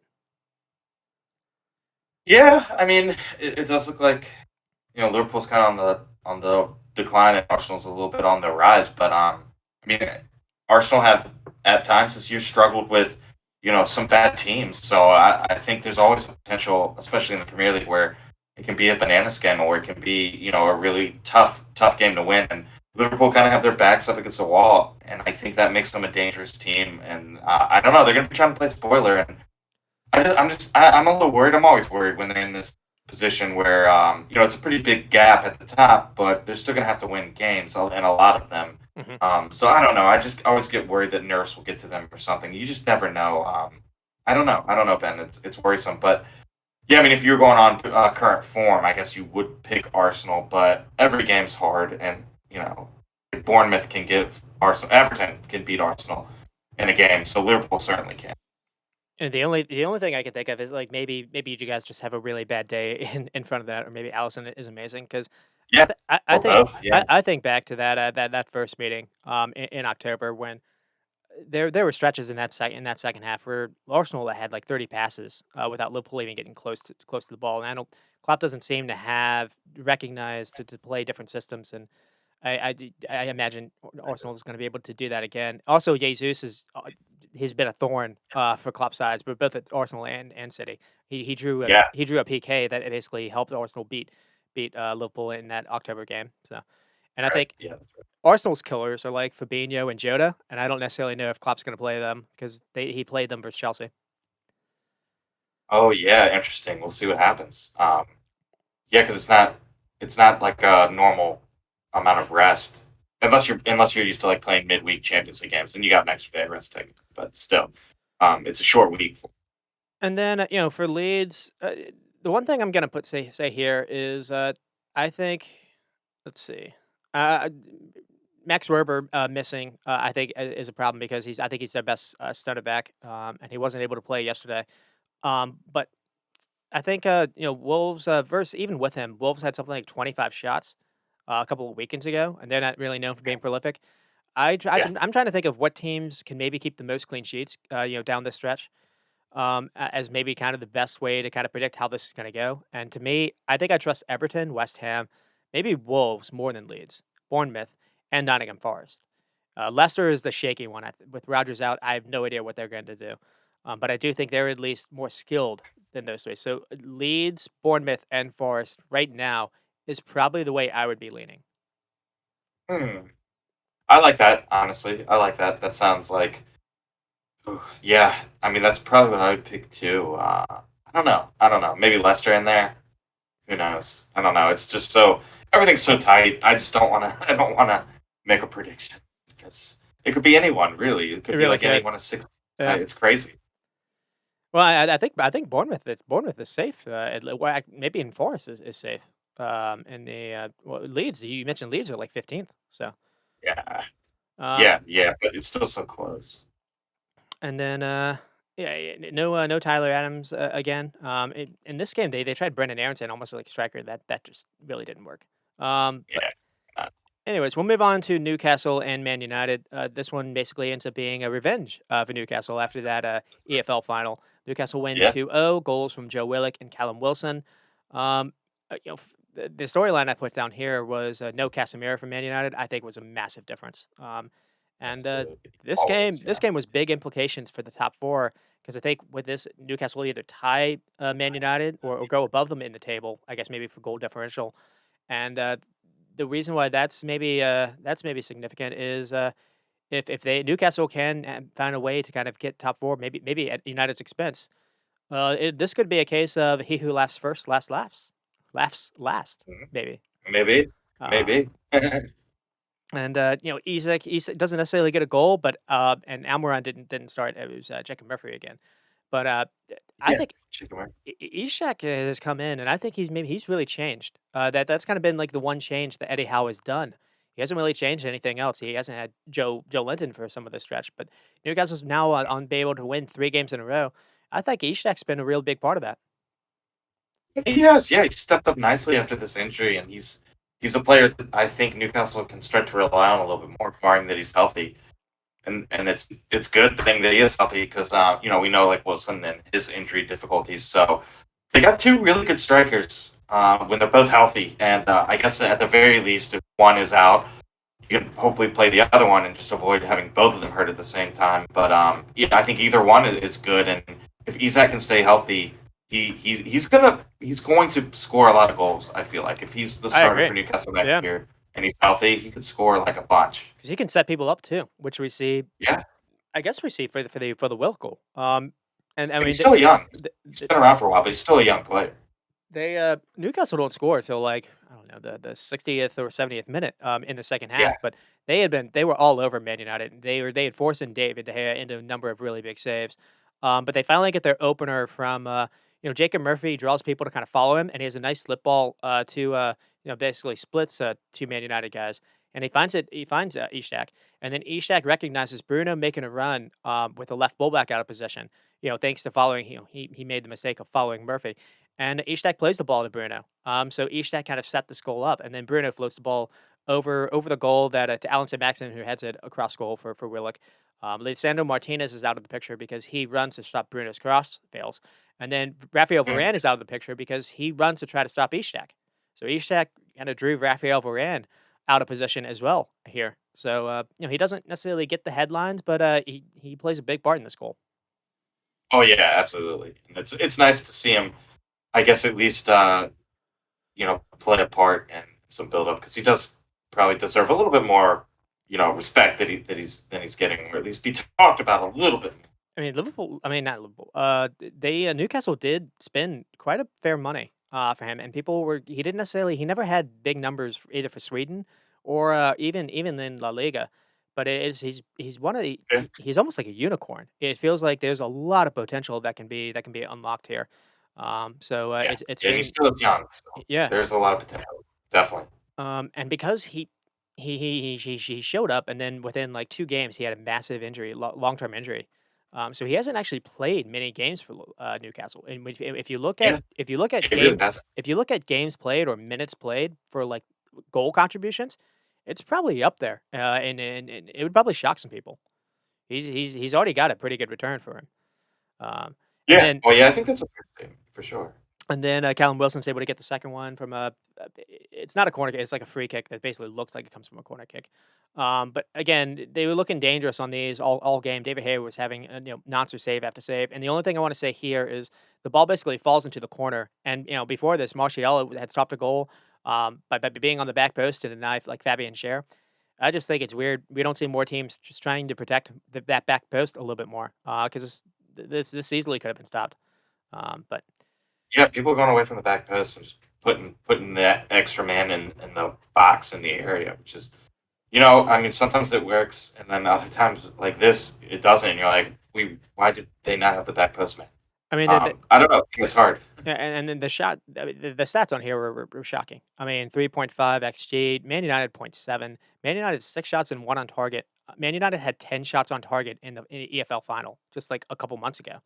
They had 14 shots and 10 on target. I remember that being like, well, how has Ten Hag been able to do this? That is all stopped. Um, Yeah, Newcastle 22 shots and 6 on target. David De Gea with maybe 4 big saves. And Newcastle 4 big chances, 2 missed. And 11 shots in the first half, 11 shots in the second half. This was a complete beatdown. From basically the start of the whistle to the end. yeah. And St. James Park was into it. They were raucous. De Gea made like a brilliant double save where he's on the ground in the second one. I don't think he knew much about it, but still saved it. So he was pretty big in keeping United in the game as long as possible. But man, the crowd at St. James's was rocking, and that has to play a factor, especially like 0-0, 60 minutes in, and your team's been spurring you on the whole time. Yeah, maybe the crowd played a big factor too, and they're desperate for wins, and they're trying to go places where they haven't been in a long time either, and that plays into like the crowd energy as well. It was a fun game. That crowd reminded me of like Nottingham Forest home games on steroids. Yeah. I mean, they've been like you said, they've been a fan base that has been just craving to believe in something. Because under their owner Ashley, the only ambition was to not get relegated, and we basically saw Yeah, that. We saw that a couple years ago, where the one they're a time big club getting relegated. the one time they spent, well, I think they spent pretty big money for like Joe Linton, because they feared of being relegated, and they almost went down with what was it, Steve Bruce? Yeah.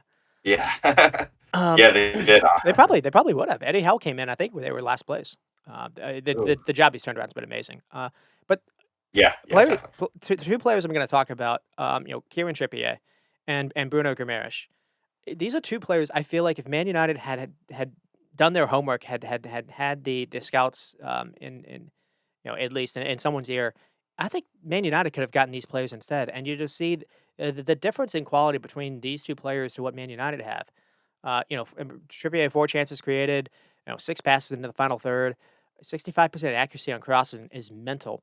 And then Mhm. Bruno Guimaraes had 90% accuracy on his passing, 2 chances created, three successful dribbles. He had the most successful dribbles in the game, and then 6 for 5 ground duels. He was eating up um, McTominay and eating up it was a Fred, whoever the other midfielder was for United.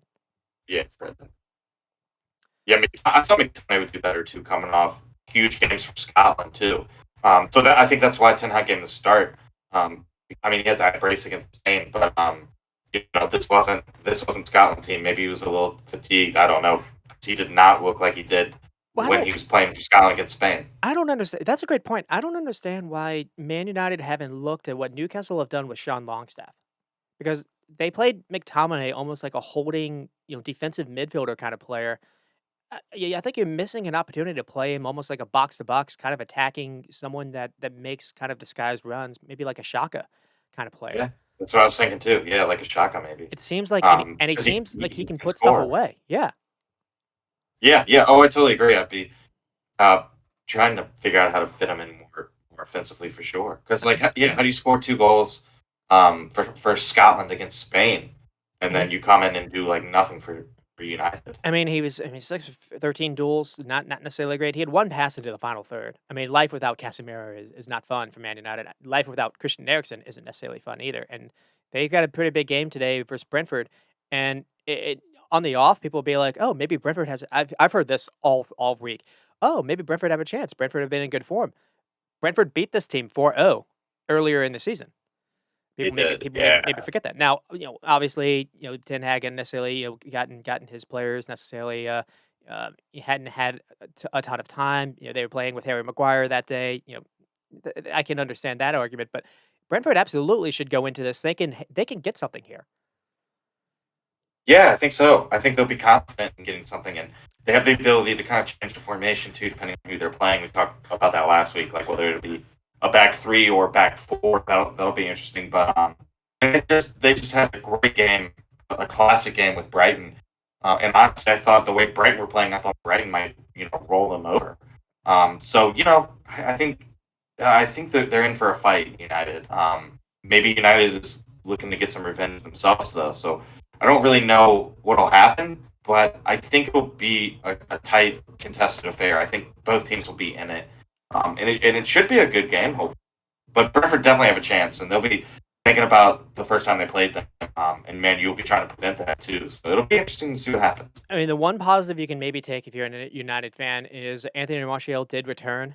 And actually, in my opinion, he actually looked pretty decent. Compared to what Wainghorst offered. I mean, Wainghorst was actually pretty good in the EFL final, but he had 4 accurate passes the entire game. He had 10 touches all game. Mhm. Wainghorst isn't necessarily working out. I think you need to see that Uh, switch now. If Martial is good to go, I think you find a way to play Rashford and Martial kind of together. I think that would give teams fits. yeah, me too. But I'm sure Ten Hag is gonna just be careful with Martial and not put too Right. much on his plate too soon, I guess. But What I mean the urge will be there for sure because you gotta take Faghurst is you, not getting it done. you gotta take points. Spur. A lot of teams are actually pretty close to United all of a sudden. Everyone kind of Yeah, thinking, oh, maybe United can absolutely. push Arsenal and City for a title race. No, Man United need to think seriously about maybe can you keep this top four in action.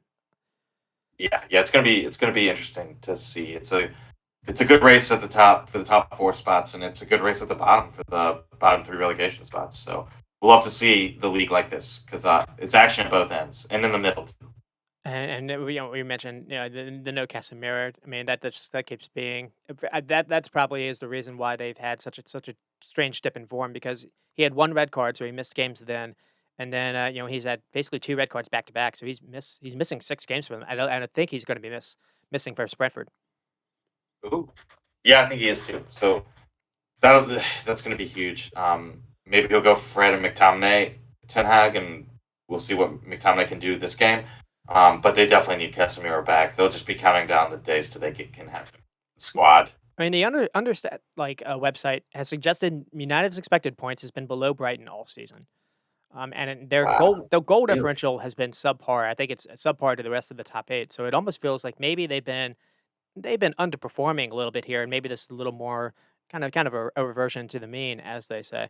I mean, one last thing to say Maybe. Yeah. here is Alex mentioned something about a players' meeting happening after the game. I didn't really follow up on that. I don't know. Yeah, I didn't follow up either, really. But yeah, apparently they had like a players only meeting just to try to clear the air after this game, which I think that's fine. This happens all the time when a bad result or a couple bad results creep in, and I like the players kind of taking the responsibility a little bit and having this meeting. I think it'll be good. I don't think it's anything to worry about. I think this happens a lot after a poor performance. It's just kind of a clearing the air talk with the team. Mhm. So I don't think it's anything to worry about. But I mean, you know, it's a big game today. We'll see if it worked. one thing I would like to see is Palestri or maybe Alonga get a shot over Anthony. Get there young Yeah, and whatnot, me and, too. and you saw what happened with Garnacho. You don't want to necessarily have an injury to a young player, but it just seems Anthony to me isn't necessarily working out. And frankly, Oh, he's yeah, anytime I see one trick Palestri, pony. I see Palestri, I think he's doing good. Me too. Yeah, well, I don't know if you'll see Palestri as much just because he is younger. He's crazy young, yeah. But Alonso played a lot last year. I mean, I'd like to see Alonso play too, man. And then you mentioned Brighton, and we've spent like almost 3/4 of the podcast on Liverpool and Man City. Uh, I did put down we're not a Super League podcast, and we will talk about what happened with Brentford and Brighton because this one ends 3-3. Goals from Janssen, Matoma, Tony, Welbeck, Pinnock. The main thing to say here is Jeremy texted me. Basically, I was watching the Arsenal game in the beginning, and basically he was like, "You got to be Yeah. watching this game. This game's better," and he was right. So I appreciated that. But one thing I wanted to say here is it's funny how similar these teams almost kind of feel, or similar these two clubs feel. Yeah. Even when we had Jeremy on, Jeremy was comparing Brentford to Brighton at every single step, and it's kind of funny. Yeah. That was before the season basically got underway, and as you see in the table, they're kind of next to each other, so maybe it's fitting. Yeah. Yeah, and they both seem to have good scouting departments where they get these good players for cheap, and we don't know much about them. Like Matoma or Estupinan is just Casado too. Just a couple examples for Brighton, and then Brentford they lose Watkins and they get some guy named Ivan Tony from I think Peterborough for like 8 million, and look at him and betting scandals aside, would fetch a high price. So both scouting departments are great too, and I think like the corporate structure is very similar, and they don't like to splash a lot of cash on one guy. They like to kind of spread it out a little bit and build a squad like that, and it's worked. And also two amazing coaches, Deserbi and Frank, two really good coaches, and I hope they stay here because some of these bigger clubs are going to, I think, try to make a run at these two guys because I think they're so too. brilliant. Yeah, I mean, Apparently, Tottenham has already ruled out going for De Zerbi. They don't want him, which I kind of rolled my eyes at because who would not want De Zerbi with everything he's doing? But if I I don't look know. at Yeah, I hope they stay. I really do. if I'm Deserbi, I look at Eric Dyer and I see Adam Webster and Dunk behind me. I'm not going there either. 'Cause you need center backs that are good with the ball at their feet to play his style of Yeah, football. Um, absolutely. I wouldn't it's go there either. Brighton do get a point here. But their minds might actually honestly be on something higher. And one thing that's worth praising this club for is they could have accepted what Arsenal did. They could have accepted the 70 million or 80 million dollars for Casado. I don't necessarily know if Brighton are hurting for cash or not. We've known that they've been selling players. They've been a selling club. They sold Basuma. They sold Ben White. They sold Mark Cucurella at the start Yeah, of the season. And they made a decision in January. No, we're not going to do this. We're going to hold steady. on Casado, and that could have gone two ways. That could have upset Casado, where maybe you wouldn't have gotten the best out of him, but instead he's kind of joined. He's kind of changed his mind on this. He's bought into what the project they're building, and the only thing to say here is Brighton come back, and that's good. But it feels like their minds might be on higher goals, and they do have games in hand on the teams in front of them. So it's a huge game, as we mentioned, this coming weekend. Yeah, yeah, they're trying to push up the table for European spot, which is, I mean, that would be crazy to see Brighton and Hove in either Europa League or Conference League. So and Well, Brentford too is pushing for that. Fulham as well. There's a lot of these as we're smaller saying, clubs as we're pushing saying, for it's Europa. not good for these smaller clubs to actually get in those competitions. Yeah, it stretches the West squad too far. West Yeah, Ham West and Ham, West West Ham and Leicester are just two really good totally. examples. Burnley, I think were in Europa football just a couple of seasons before. Dyche, they went under with Dyche.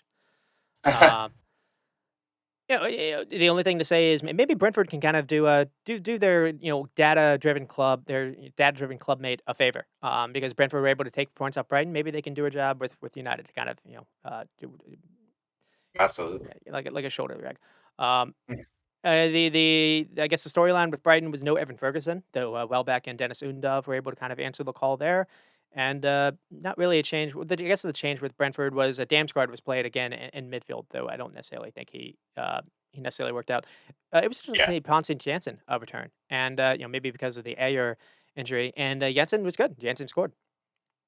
yeah. He's such a good target in the air too. He's so huge. So having him back is just an automatic threat on set pieces and just things like that. And he gets the first goal, and it basically comes off a throw in. So I'll be nice and credit it as open play. I think even like the NBC announcers were saying it's a set piece. I mean, Brentford are good at scoring off set pieces, but it's a simple throw in. The ball then gets played to Jensen, and Brighton aren't able to necessarily have anyone to pressure Jensen, and Jensen takes his time and picks out his spot, and it's a really good ball and good delivery. Um, but Oh, absolutely. the only thing I was thinking about is why is Pontus Janssen in the box for this? And the thing, because it's a throw in, not actually a free kick. And the only thing I can think of is maybe he thought in his head it was going to be a long throw in. I Because think so. why do you have your center back all the way up in there? And so it was interesting how that worked out, and it did. Janssen did a really good job to run in front of Lewis Dunk here because Oh yeah, he beats Dunk. That's why this happens. Um, And then absolutely. Brighton are able to get one back, 1-1, a goal from Matoma. I mean, this is I've seen Allison do this. I haven't seen many. I guess maybe Ederson do this. I haven't seen other keepers kind of. Maybe Ramsdale's tried it. Not a lot of keepers I feel like have this in their locker. This kind of like long ball over the top. And I feel like we mentioned it a couple of weeks ago. One change De Zerbi has done with this team is he started to play Jason Steele over Sanchez. Sanchez is a good shot stopper, but I don't think he has this in his locker. His kind of foot is a weapon, and it's showcased here.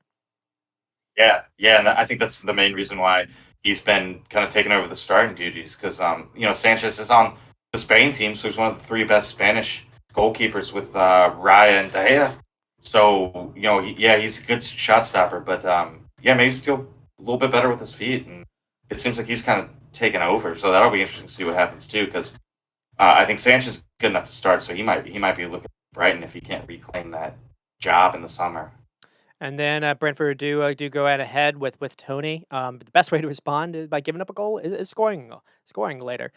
Basically, they score in a minute later. I mean, Brighton just have a little throw in, but Brentford are able to win this back because again, Pontus Janssen being aggressive. He steps in front and wins his header. He gets it to Mbremer, and then Mbremer does a quick flick to Tony running on sides, and it's a really good finish by him. Oh, brilliant finish! Yeah, it was amazing. Good run too by Tony. It is, and then Brighton immediately respond as well with Welbeck. But this starts with a really good forward run or forward ball by Dunk to find Welbeck kind of dropping deep. We mentioned how everyone can talk about how great Brighton are, the Zerbi ball and whatnot. The way they're able to pass. The only way this works is because their center backs can recognize when spaces. Center backs are good, basically being pressed, but also really good at just picking out forward-thinking balls and completing them. And Mhm. so that happens here, and then Welbeck kind of does Welbeck drops. Welbeck then does like kind of a with his back to goal, flicks it over to Alexis, and then Alexis, gets it to Marsh, free down the wing, and then Marsh's first cross is blocked off, but he's able to win the ball back, and then Wickles past. I think it's Jensen, and then sends in a really good ball, kind of curling back post that finds Welbeck.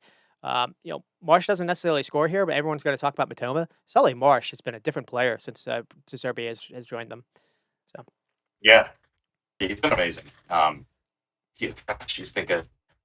He had some moments with Potter too, but it just wasn't as it was more up and down, and now it's steadily good every game. It's not he's not like streaky.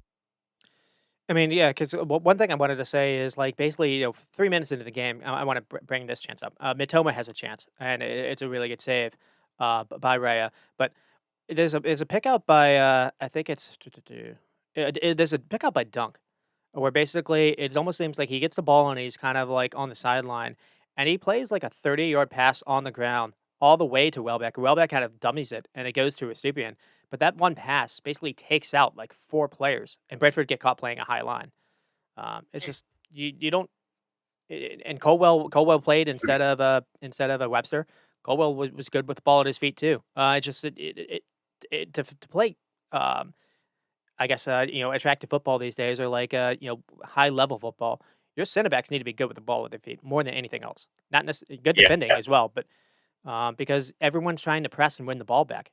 But if your center backs can withstand that pressure and pick out where the spaces is, or pick out where teammates are open, you can bypass teams way easily and create way more scoring chances than you would think.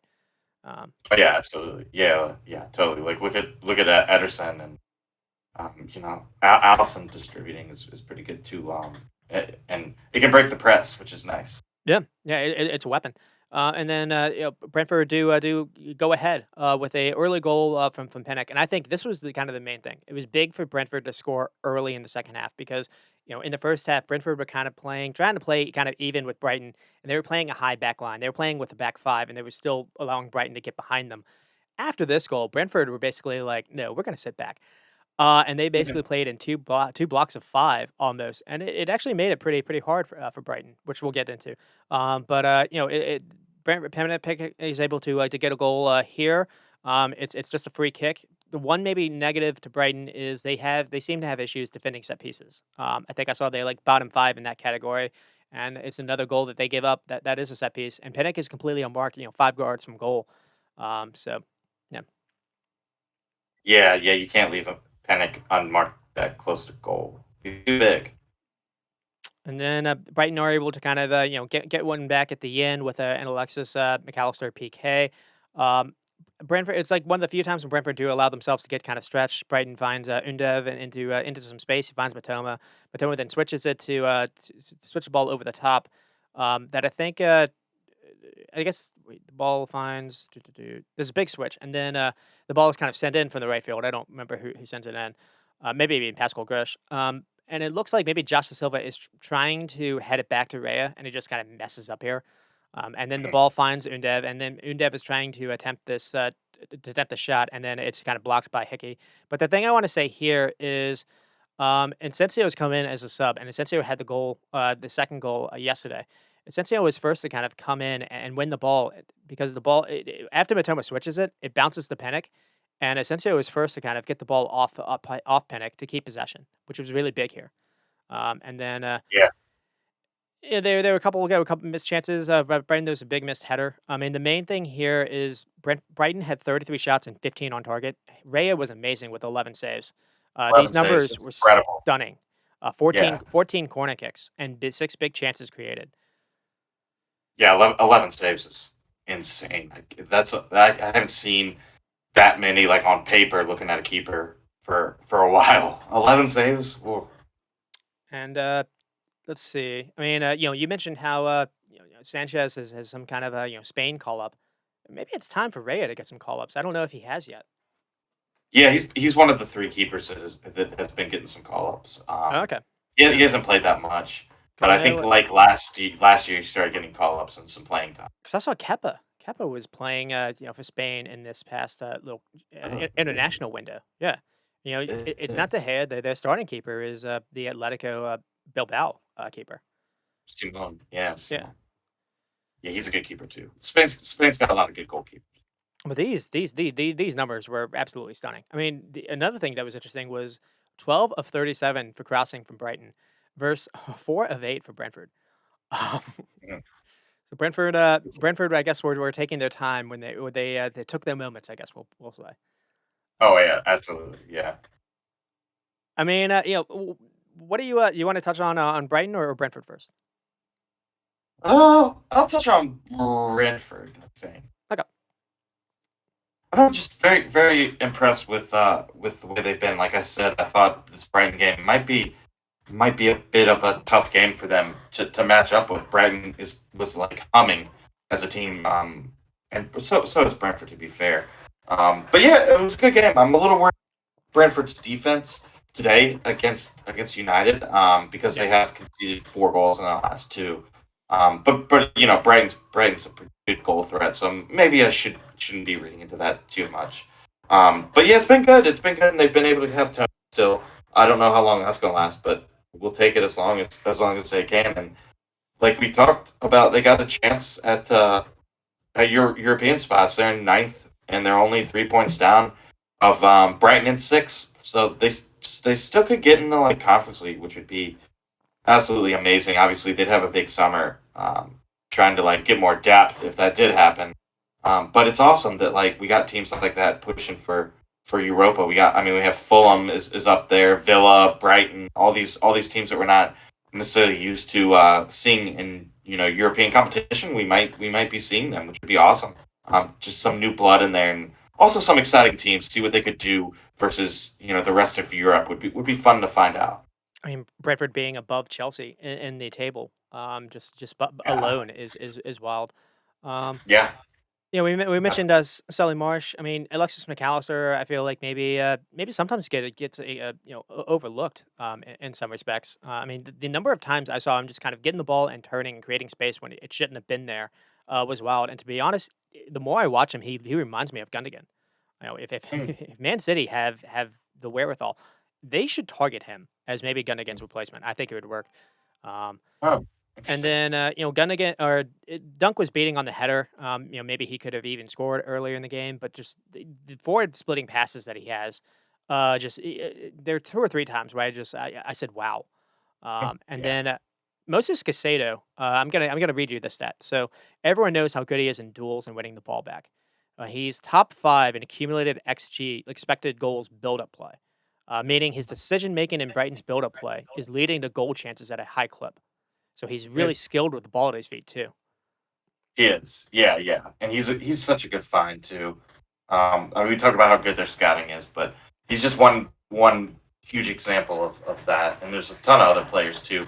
Not just this year, but in years past too. And then Evan Toney on 17 goals.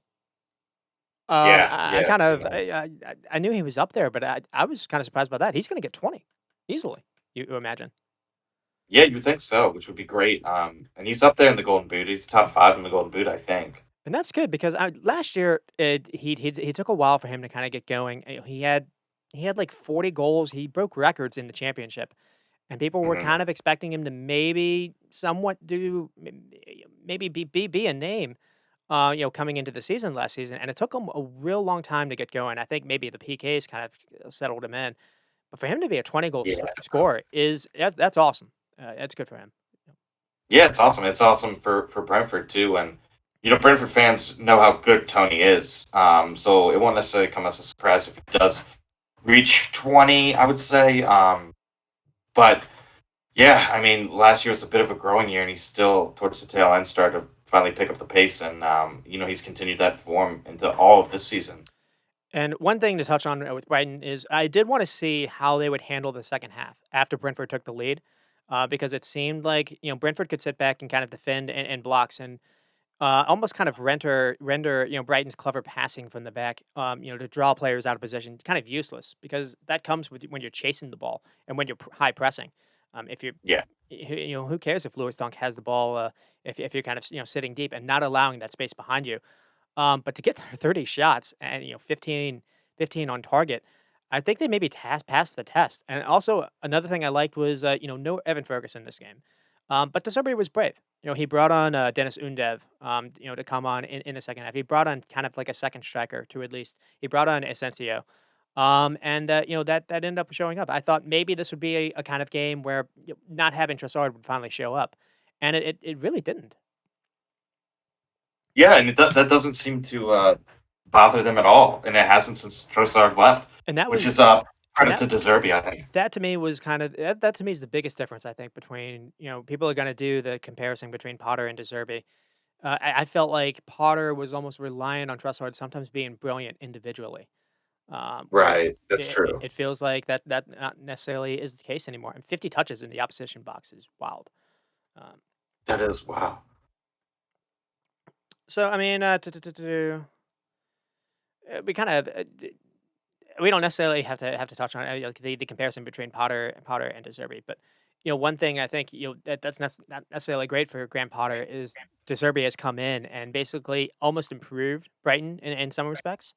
Maybe that's kind of taken the shine off him. But another thing that's worth saying is Potter had this same Brighton team in fourth place before De Zerbi was hired.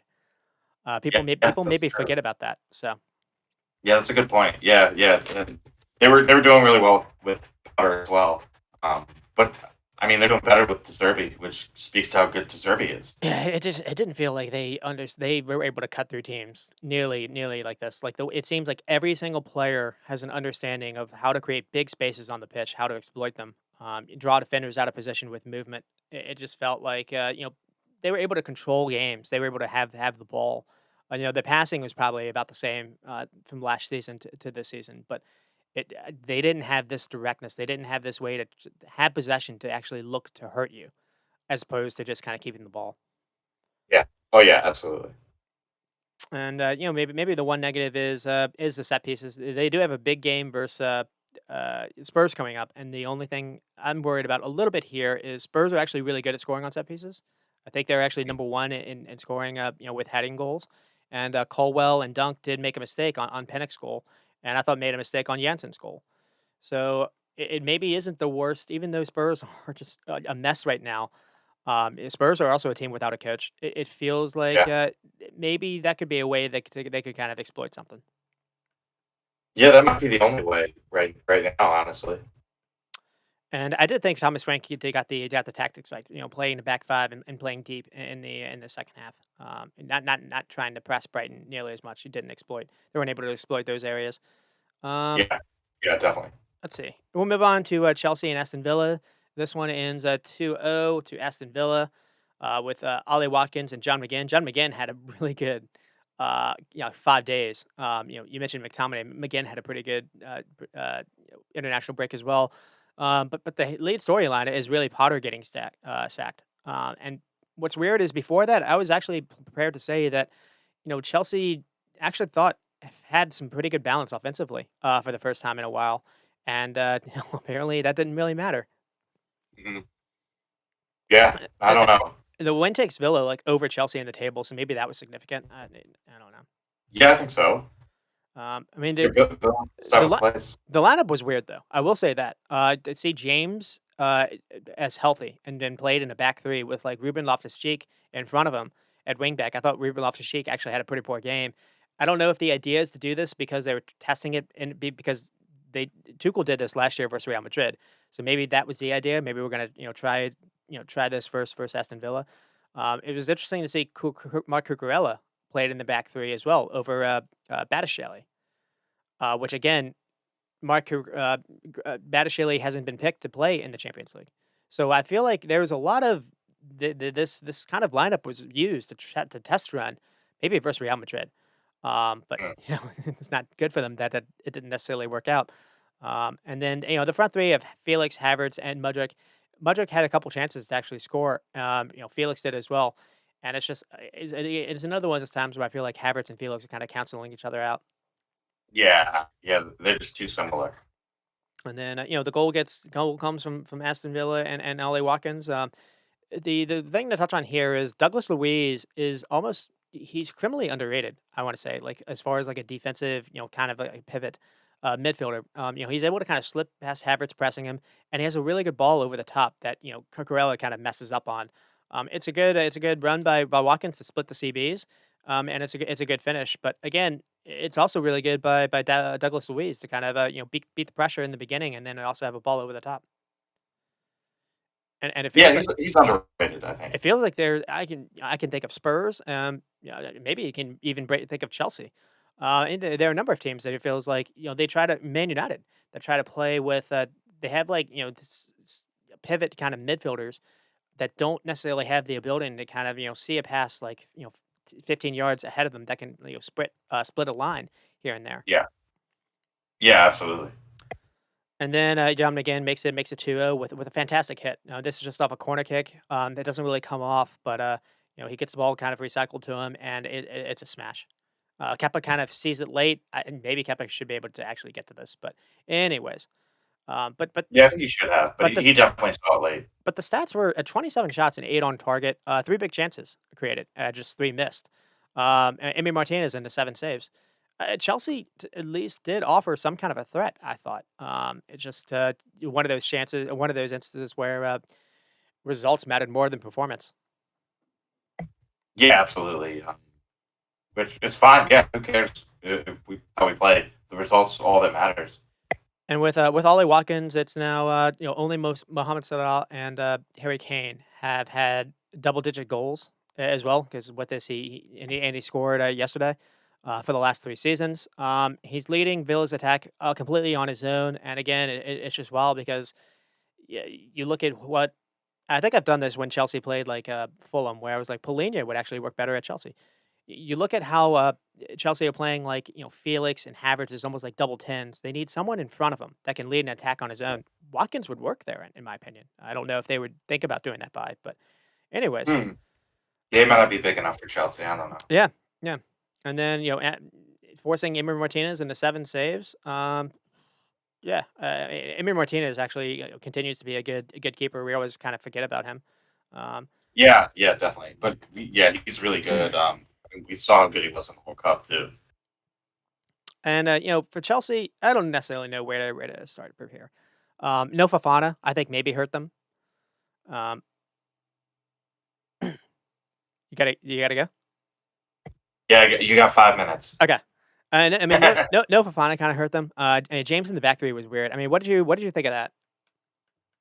Yeah, I don't know. It's kind of like the last game too, not playing James in a spot you're used to. But I guess it's just to get that offensive ability and get him up the field more.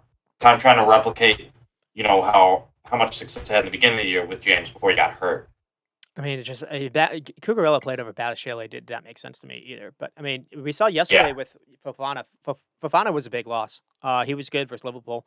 Um, and Mason Mount wasn't necessarily tried again. I thought that was kind of weird. It seems like yeah, that was bizarre. he's gotten out of favor with Potter, and Chelsea do decide to move off him before the Champions League tie. I don't really get what they thinking of that because if you feel like Champions League is the most important thing for you to focus on, why wouldn't you stick with a manager at least? They're going into this Yeah, with someone that maybe hasn't been a manager ever. yeah, and Potter got you this far in the Champions League. You might as well stay with him. It's kind of the same with Bayern and Nagelsmann. I felt like where it was like, all right, well, you're barely out of the league, out of first place, but you're into the quarters of Champions League. Switching managers now could really mess you up in the Champions League. And I feel like it really was harsh because Potter did has made some weird calls. Yeah, I'm not going to necessarily say that, but I feel like players have let him down in some respects. I feel like they played good enough to beat Southampton. I remember like Sterling missed basically point blank from like 5 feet out and just hit the bar. The XG was better than Villa here. They conceded a late goal versus Everton to drop points in that game as well. That's not necessarily on Potter, in my Yeah. opinion. So No, I think the players definitely need to look in the mirror at certain points because it's been 4 or 5 managers for some of these players have come and gone with no success. It's down to the players at some point. yesterday was shocking from Havertz and Felix as well. I mean, that did just Yeah, the that was finishing bad. the finishing has been brutal. I don't think Felix has worked out. I don't necessarily know if that was Potter or someone whoever was responsible for bringing Felix in. I think needs to that person needs to be shown the door. To be honest, I think that's hurt Havertz development as well, and if Felix just Yeah. hasn't worked out. So. Yeah, and he didn't hit the ground running too when he got the red card in his first game for Chelsea and had to miss 3. True. Yeah. And again, like the another thing to say is like the inability to play passes like to players making runs, like the inability to be direct. Now we saw yesterday Conte and Kovacic were actually doing this, so that was good. And Enzo should be able to do this too. We just haven't necessarily seen it nearly as much as we should. But Yeah. just I saw Mudryk actually making pretty good runs and getting behind Aston Villa's line, and they only played him in one time, and the one time he actually flubbed his shot. But it just Yeah. I remember that being an issue for Spurs. Like, it doesn't seem like they were it doesn't seem they had a threat to be direct or to recognize, when a threat was on and to try to play it through. It seemed very, very careful and orchestrated. I don't know if that was Yeah. Potter or not. I think it was Potter, yeah, just to be careful and not risk too much. But it's weird to say. I don't necessarily know if it necessarily changes their outlook versus Real Madrid, but to me, getting an N'Golo Conte back is bigger is a bigger bonus for Chelsea than necessarily losing Graham Potter. So I don't know. Yeah, yeah, could be. Absolutely. All right, and we'll move on to Everton and Spurs. This one ends 1-1. Kane with a PK, and then Michael Keane comes on. Michael Keane had an interesting game. Michael Keane is able to get one at the end. It's another instance of Everton kind of getting a goal out of nothing at the very end to escape. And this was big because there was a red card in here too that really did change the game. Red card on Decore. He kind of it's kind of lame because it's a big loss for the Everton going forward, a big loss for Dyche because they're going to be without him for 3 games. But Mhm. the main thing is I thought Harry Kane made a real meal of this. He acted like someone had broken his nose, and it was one of those instances where like if it's not Harry Kane, I think it's maybe a yellow. He does put his face to Harry Kane, or he does he like slaps him, or there is contact to his face, Yeah, which I guess meets the actual like rule criteria. letter of the law, but still it was lame. But Yeah, I mean, he definitely embellished it a little bit, but got the red card that he wanted. I mean the weird thing here is Spurs went up a man and up a goal. And the thing I noticed, or in my opinion, I guess my takeaway was it almost felt like Everton played better after that happened. Like it seemed like Everton recognized you could still press Spurs because they weren't able to make that extra man count. You've got someone. Eric Dyer didn't want the ball at his feet. Luis came back into the squad. Luis didn't want the ball at his feet either. Um, Yeah. Oliver Skip and Hoiberg almost like cancel each other out as well. So you weren't able to make that extra man count, in my opinion. And so it really didn't hurt Point, them. yeah, and well, sometimes we know like a team goes down a man and they actually play better, and this was certainly a situation here. I think. I mean, the amount of times I had to readjust my takes watching this game live was annoying. I mean, there were two reds. I think that was, I guess, because Lucas Moura came in and was able to basically win in studs high, at like the 90th minute. But yeah, it was one of those weird things where I just felt like the result was kind of deserving for I think both teams. I think both teams deserve something here, and basically both teams deserve not to have it all of it. So. Yeah, yeah, I think it's a fair result. Yeah, said everything. I mean, another thing, it was just it was so weird how Spurs decided to try to like play from the back after like going up a man, and it was like they kept giving the ball away. And it kept getting like Everton had like 3 shots in a row at one point, and it was just as a neutral, I went from like basically turning the game or turning the TV off to like believing, wait a minute, there might be something here because of the way like Spurs are just giving the ball away for fun, and it almost felt like the fans sensed it. It didn't feel like a usual game when someone's up a man and up a goal. And I feel like maybe the players kind of sensed it too. Like Spurs almost like allowed Everton to kind of get some new belief. Yeah, yeah, I think so. That's what it felt like at least. And the weird thing was Everton outshot Spurs 15 shots and 6 on target to Everton's 8 and 2, but it was 9 shots and 5 on target in the second half Uh, when Spurs were up a man. Weird, very weird. And I mean, I guess I mean, real quickly, I mean, what were your thoughts on like Michael Keane's goal? Oh, what a screamer! It was a great goal. And he's on the hook too for giving up the PK. Right. So it was nice to see him kind of step up and get his team a point after he kind of put his team in the hole with the PK. But yeah, you can kind of see he's a bit of a Deitch player as well. Tarkovsky is as well, but this was not a Deitch player goal for sure because it was a screamer and one of the least expected people to score a screamer on the field as a center back to score a goal like that was crazy. But it was a great goal and they hung in there and they got a point. They got a point after being down 1-0 with a red card too. It's amazing too. Like he's come in and actually he's played over Connor Cody, in my opinion, and Yeah, it's weird. Yari Mina was available in this game, and Dyche stuck with Michael Keane, and he got rewarded with it. But he had a wild game. Absolutely. So he started the game with a goal line saving clearance to stop Harry Kane from scoring, because Pickford was beat here. He did have the PK giveaway. He avoided an ankle breaking challenge that basically it was a red card on Lucas Moura. And then yeah, he had the 30-yard rope like goal, and then he had 90% accuracy passing as well. Ooh, okay. And Yeah. then one thing, I guess before you go is, what do you think Spurs should do with Hugo Lloris? Oh, Because I think he's past his prime. Yeah, I definitely I think think they so should too. get rid of him. Yeah, Yeah, he's returned, and I feel like congrats on getting healthy. Maybe it's time you should stay on the bench because I didn't necessarily think Spurs were necessarily losing anything with Frazier. yeah, For the last couple of games, and Luis was just not only was he poor with the ball at his feet, anytime Everton had a chance to actually have a corner kick or like send a cross in, he looked very, very weak going for the ball. He looked vulnerable as well. yeah. I don't know. I think he's just past his prime now, and he really was a good in his time, a really good keeper, but he just hasn't played that well this year, and he didn't play that well last year either. So I think he's just, he's at like the top of the mountain right now, playing for a big club in England. He like So maybe it's time for him to like go to France or something, well he like broke his because he's past his prime. he like broke his leg. I want to say like maybe I don't know if it was a COVID season or not. It's possible he's never really recovered then. Yeah, Um, maybe. But I Yeah, mean, maybe. even Everton almost won this game because I don't know if you remember this or not. At the very end, Tom Davies tried to like press him, and Luis basically tried to kick the ball, and it deflected off Davies. That could have gone anywhere, Yeah, and absolutely. it went out of bounds.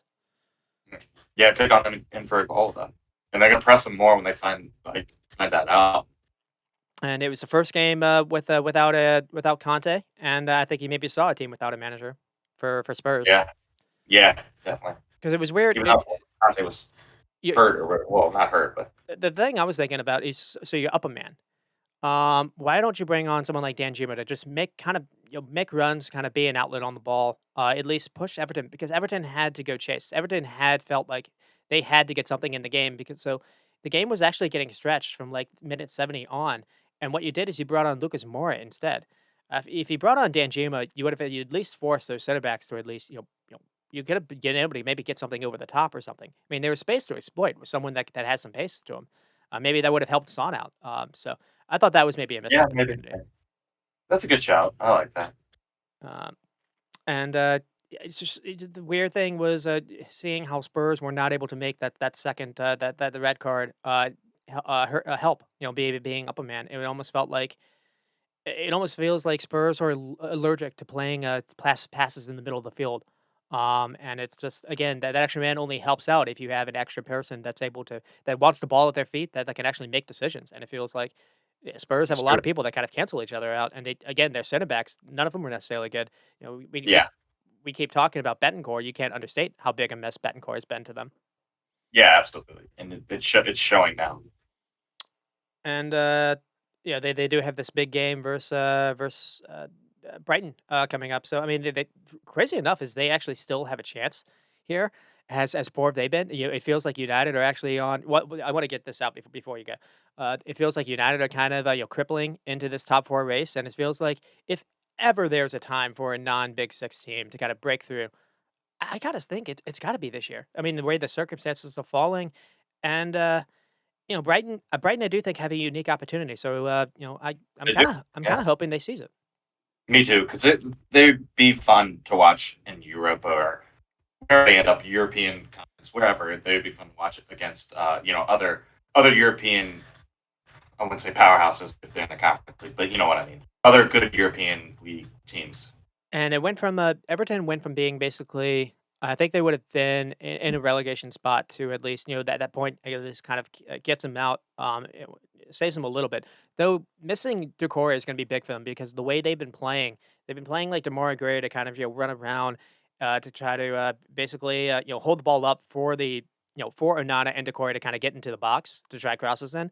You're not going to be able to do that now. So I don't know if you tried Tom Davies or try Garner. Yeah, they've got United actually on the weekend. Are you and you actually when you look at what they have left on their schedule, it's Man United away, Fulham home, Palace away, and then Newcastle home. But Hmm. it's not necessarily the friendliest schedule, and you're going to be without three of those for without Decore. Yeah, that's gonna be So, it's gonna be troublesome without Decore. so it was a monster result for Everton, and basically two back to backs where they've been able to pull something out of nowhere to escape with points. Yeah, Yeah, and they're given looking given what they did with looking better Chelsea. and better. Mhm. And more they're more organized and they're tough to break down, which is I think gonna be key in their survival, and I think they will stay up. And it's because the organization that Deitch has come in and shown with the Everton squad just keeps them in most games now. And then let's see where we are for time. Oh, I gotta go now. Oh, that's all good. I mean, do you got any Yeah. thoughts on Leicester and Crystal Palace? The No. 30 shots? Okay, well, there you go. No, different coaches too. Good Yeah. for Palace. Good for Hodgson. Yeah. I mean, he just came out of nowhere, to be honest. Yeah, Um, and it's part of why I think Rodgers got fired after this game yeah. Yeah. for sure. All right, man. All right, good show, everybody. Thanks for listening. Shoot. I'll try to go over this kind of quickly. I was worried about that. I knew I was going to spend a little too much time on Liverpool, but I had to get my rants out. It's probably going to be the last time I'm going to talk about them, to be honest. Like after this Arsenal game, the way things go, I mean, I felt like they had to get 6 points out of those three games, and Yeah, they've already drawn Chelsea, so the best you can do is four. I don't think that's necessarily going to be enough. They do have, I guess, a game in hand. They can maybe get on Spurs. I think they're even on points with Newcastle, and like Newcastle, Spurs, and United are all within and even Brighton, with the games in hand, are all within like 50 points when you look at it. And Liverpool are like eight or seven away from that. yeah. So I think it's too big a gap, especially if you're not going to get anything with Arsenal on the weekend, which I'm not really expecting. So this will be the last rant I guess I'll do. So I wanted to make it count. All right. Yeah. All right, sounds good. See ya. All right, bud. All right, to kind of let's see. I guess we still got a little time. I'll continue running down what happened. So with Leicester and Crystal Palace to get the surprise win, 2-1, goal from Ricardo Pereira. Iverson has an own goal, but really it's a goal from a free kick from Eze, and then Mateta is able to basically be the hero coming on at like the 85th minute, and he's able to get a goal in the 95th minute.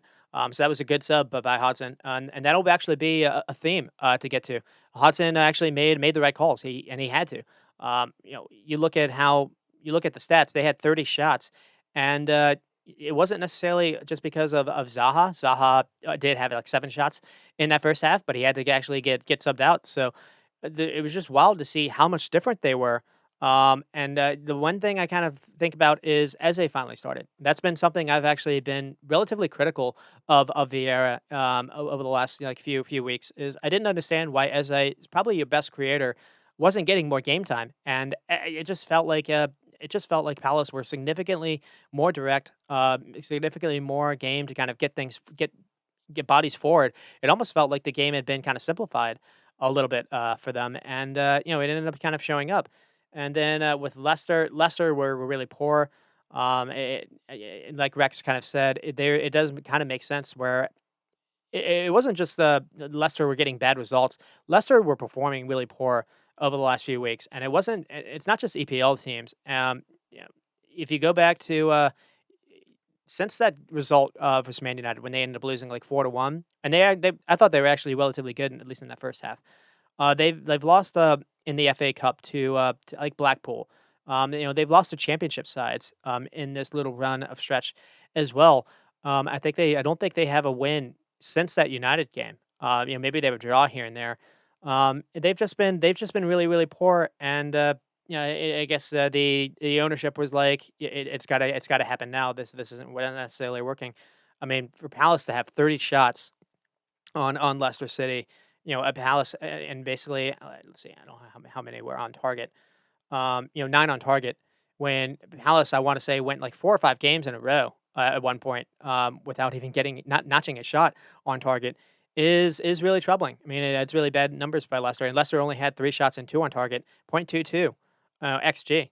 And so this is one of those things where like Rex said, the writing was maybe on the wall, and for Palace perspective, this I don't necessarily know if this is a one-off. I got to see if this is a unicorn, but it does shut up critics like me because I thought, forget the goal in the last minute, just seeing like Palace absolutely pepper keeper for a change. I think was just not something I was expecting.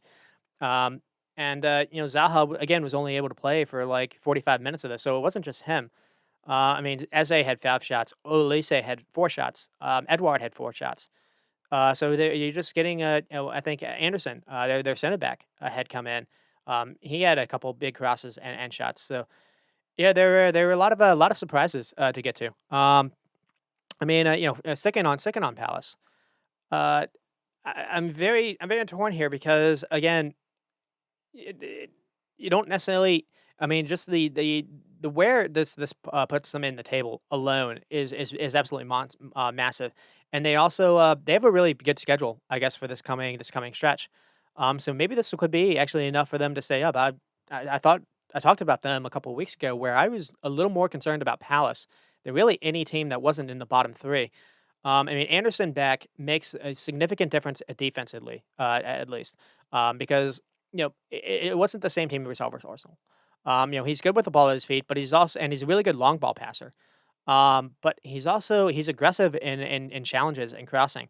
And yeah, it does feel like Palace maybe somehow have enough here. I don't necessarily know if that'll be Hodson's save job and credit him. I don't if players weren't playing for Vieira or not. I do think it's interesting to finally see Eze start. So that's worth saying it on Palace's end.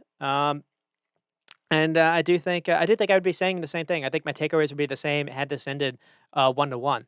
To be honest, and then as far as anything I saw different, I do feel like maybe well as a, but also it just felt it felt they were taking more chances. They were taking players on more, and they were just taking asking a little bit more questions than we had seen lately. So again, I don't necessarily know if that was Hodson's call. Hodson did make the right call to bring on Mateta. He took off Edward, brought on Mateta, and he ended up getting the game winner. And it's a fantastic goal by Mateta. Ayew takes the ball on the wing, he dribbles it, and he has a really good through ball. And Mateta does amazing to collect this, and then he's able to turn and get the ball past Iverson. And so there were a lot of things to be positive about if you are a Palace fan. And then for Leicester, kind of like what Rex said, this I mean the way that this team's been performing for the last couple of weeks, it almost felt like they've been maybe turning Rodgers, out. I mean, Rodgers did have this team in Europa just last season, so that just shows the fall that they've had. I mean, Brendan Rodgers, it felt like maybe this was his time. I mean, given the run of form really has been poor, and it's just they've been offering very little with shots on goals. And when you look at who they've had Madison for the stretch. They've had Iheanacho and Daki, though he's been kind of mixing in between those two. It's not necessarily like they've had injury issues, at least in the front line. They've been hampered at the back end all season, and that hasn't necessarily helped. But it's crushing. I think it'll be crushing if they go down as well because I feel like they have financial issues. I think I've heard that. So, it's and this club only missed out in the top four for basically 2 years in a row, but just by a little bit. And it is kind of we're saying that you can go back and think how Leicester almost took maybe the that FA Cup more seriously than necessarily getting top four because Johnny Evans played in that game and got hurt. And what happened after that was someone else had to play versus Chelsea. They had to play Chelsea basically 2 times in like 5 days. One was in the FA Cup final, and the other was in the league. And Chelsea ended up beating Leicester heads up. and that ended up being actually the deciding thing. So it's unfortunate that that's turned out to almost be almost backfire a little bit. But another thing to touch on with Rogers is his comments after the Palace game was weird to me. He says he didn't think that there was a not much in it for either side, and I thought that was weird because Roy Hodgson, coach side, got 30 shots on you. I remember a game a couple of years ago when Palace ended up beating. It might have even been Brighton. I think it was. Palace ended up beating them. I think like 3-2 or 2-1, and the only shots on target were the two goals that they scored. It's just like, Palace had like 30% of the ball. I used to make jokes like that was Hodgson ball. So this really did surprise me. But for the and for Leicester's sake, I think it was weird. It's been weird for Rodgers to not play Daka and Iheanacho together nearly all game. The few times that we've seen it, at least it did lead to goals. Now, he tried it versus Chelsea. I don't necessarily think it was because of those two, that Chelsea ended up beating them. So I was surprised by that. Maybe the miss of Tielemans is maybe bigger than I realized. I wouldn't have thought of that at the time, but they have been missing him for a little of this stretch. Maybe that's one injury you can go on to.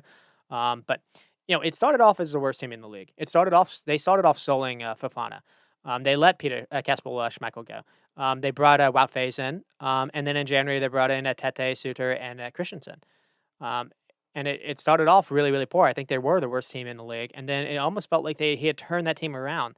And then again, you go back to since that Man United game, they've had no clean sheets, and it's been no wins in almost like 10 games. And so, yeah, I fear a little bit for Leicester and their fans. I do think, at least skill wise, team wise, they should have enough. But the way that they're performing, I just don't know. And it's not like the game yesterday gives me any more confidence to that either. So we'll see. And we'll move on to West Ham and Southampton. This game didn't have a lot in it. To be honest, I mean, West Ham do win a big game with a guard. There was a lot of talks. Actually, David Moyes' job was on the line, so we almost saw another one here. But if you go back to there were talks about that when West Ham played Everton, and West Ham actually won like 2-0 over Everton, and it almost feels like when Dyche's job is on not when Moyes' job is on the line for West Ham, that turns him into like Pep Guardiola or yeah, Sir Alex Ferguson. Um, but there really wasn't a whole lot in this game, to be honest. They get the goal off a kind of a free kick. I think it was the only goal or the only shot they had put on target at that point. Southampton, for the most part, I thought kind of controlled the game. They were really, really poor with their finishing and final product. I mean, it was 12 shots and 2 on target for West Ham, 9 shots and 3 on target for Southampton. Southampton did have the majority of the ball, better passing. Just the game just really did not have any kind of quality at all, to be honest. And maybe the things to kind of bring up here is Roman Lavia. To me, is again he continues to kind of impress. Especially, it was interesting to see him in regards to like versa, opposite side of Declan Rice, because it did feel like he was better on the ball. And he was also he was really good at kind of winning the ball back and being aggressive. And everyone keeps talking about how Declan Rice is going to go for X amount of money. I don't understand why Lavia wouldn't as well, even though Lavia is crazy young. But this was big for West Ham because it helps them at this point. Any kind of wins really is big. Teams are going to be worried about not necessarily losing. If you draws basically might be losing when a race is this tight between like 8 teams. Um, the only thing to say here is Danny Ings really couldn't get into the game. I thought Boeing was maybe their best offensive player. We did see Antonio come in the second half. He didn't really offer much. I was kind of disappointed we didn't see Maxwell Kone actually get some minutes. But it didn't necessarily matter because Southampton were not able to make really anything count in the final third. They were missing Che Adams. That's worth saying as well. But I thought it was a missed opportunity to not see more of Seeker Mar. Seeker Mar finally got his first start, and he didn't necessarily take it well. And yeah, it's just the thought I had watching this game was actually kind of funny because it's just basically, I was thinking like, man, the way that Brighton are able to play their football is such foreign when to how these other teams kind of play. But another thing too is seeing the way that Southampton just struggling with any kind of a striker, any kind of like outlet in front of them. Uh, I feel like it's been a negative for like all neutral fans, basically that they haven't had Armando Broja leading their attack this year. Now I know he's been hurt all season at Chelsea, so obviously if he had been at Southampton and been hurt as well, he wouldn't necessarily be able to help them either. But just in the little instance, or the I guess uh, in the abstract, where you can kind of in the make believe, you can imagine where Umbrana Broja is healthy, is available right now, and he's just sitting on the bench at Chelsea. It's a shame he wouldn't be at least at Southampton, because I feel like they've missed him, because he was good last year for them. I mean, no Shea Adams in this game, I do think hurt them as well, and it was a huge missed opportunity for Southampton. Southampton were kind of the one of the teams that maybe had an opening here to maybe creep up and finally catch some teams, and they weren't able to take it. And it's not like West Ham were necessarily lights out, so I thought that was disappointing. And then we'll move on. We're finally in with Nottingham Forest and Wolves. This one ends 1-1 with Brennan Johnson getting a goal, and then Daniel Podence in like the 85th minute is able to equalize it 1-1. I think it was it was the only shot on target all game. There's This game did not have a lot of quality either, to be honest. And the only thing I'll say here is, yeah, 8 shots and one on target for Wolves, 17 and 7 for Forest. At least that was interesting.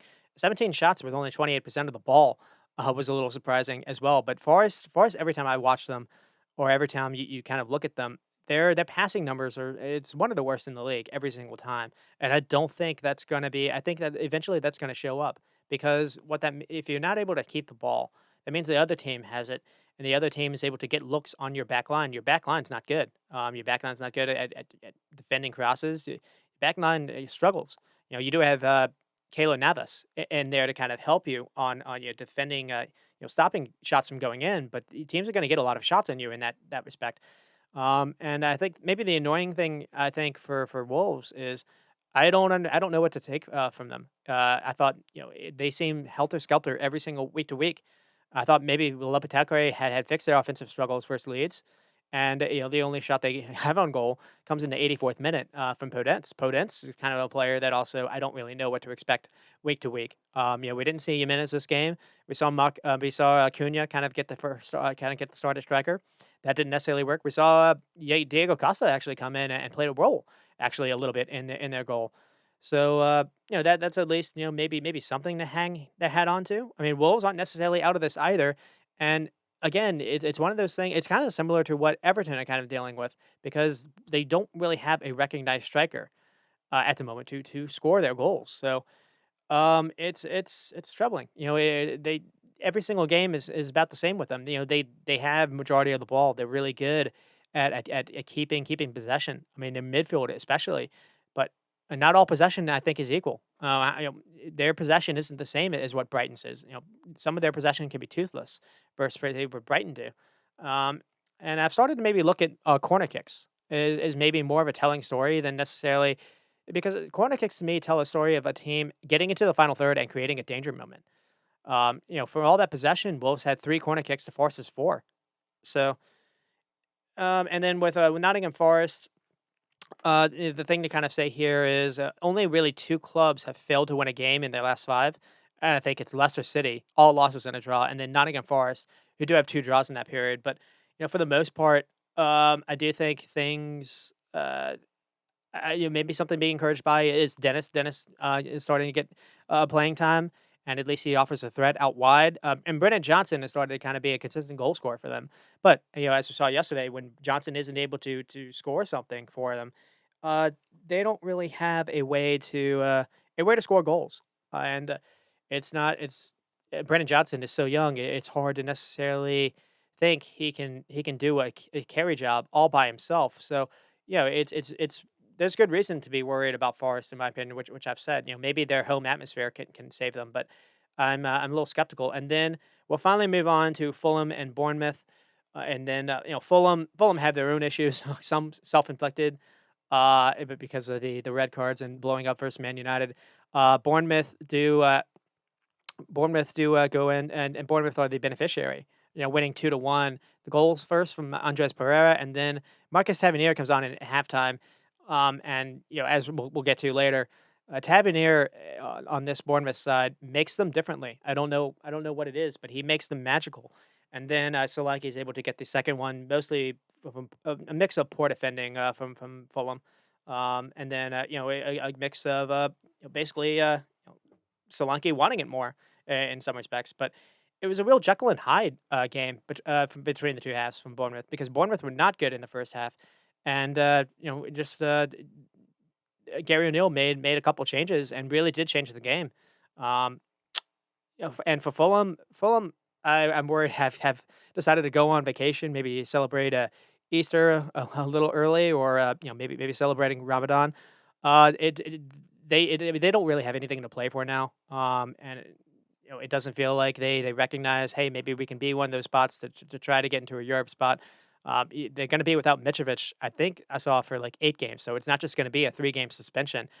You're without William now for 3 games because of what happened versus Man United as well, and it just feels like this team's been maybe pushing above their weight all season. And to be fair to them, they're just a promoted side from this past season, and it's not like they spent a ton to start the year. So to be where they are is a fantastic job still by Marco Silva. There's nothing to take away from them there, but it's just at this point it feels like maybe teams can maybe fancy themselves versus Fulham, especially without Mitrovic. And Bournemouth certainly fancied themselves, but it wasn't until the second half that Bournemouth did. Because when you look at their stats, they finished with 12 shots and seven on target, but 9 shots and six came in the second half with 5 big chances. And the main thing you saw was Gary O'Neill took off. Um, he took off a couple players I like. He took off Mark Antony. He took off Wadatar and brought on Marcus Tavernier, and brought on let's see, uh, for the second goal. Oh, Christie brought on Ryan Christie, and breakily Ryan Christie played a role in the second goal as well. So it just felt like two players that maybe offered a little something different with the ball of feet, maybe different runs, maybe they were more aggressive, and Christie helps out with the there's a really good touch. He makes a run, and then has a really good touch to kind of settle the ball, and then he has a shot that Leno can only parry, and then Solanke is able to kind of bully his way to get that ball over the line. But it's one of those things where as I said before, it feels like Bournemouth are like one of the few teams that understand who they are, understand how they play, and it seems like the manager is able to recognize how to maybe change games for a positive reason.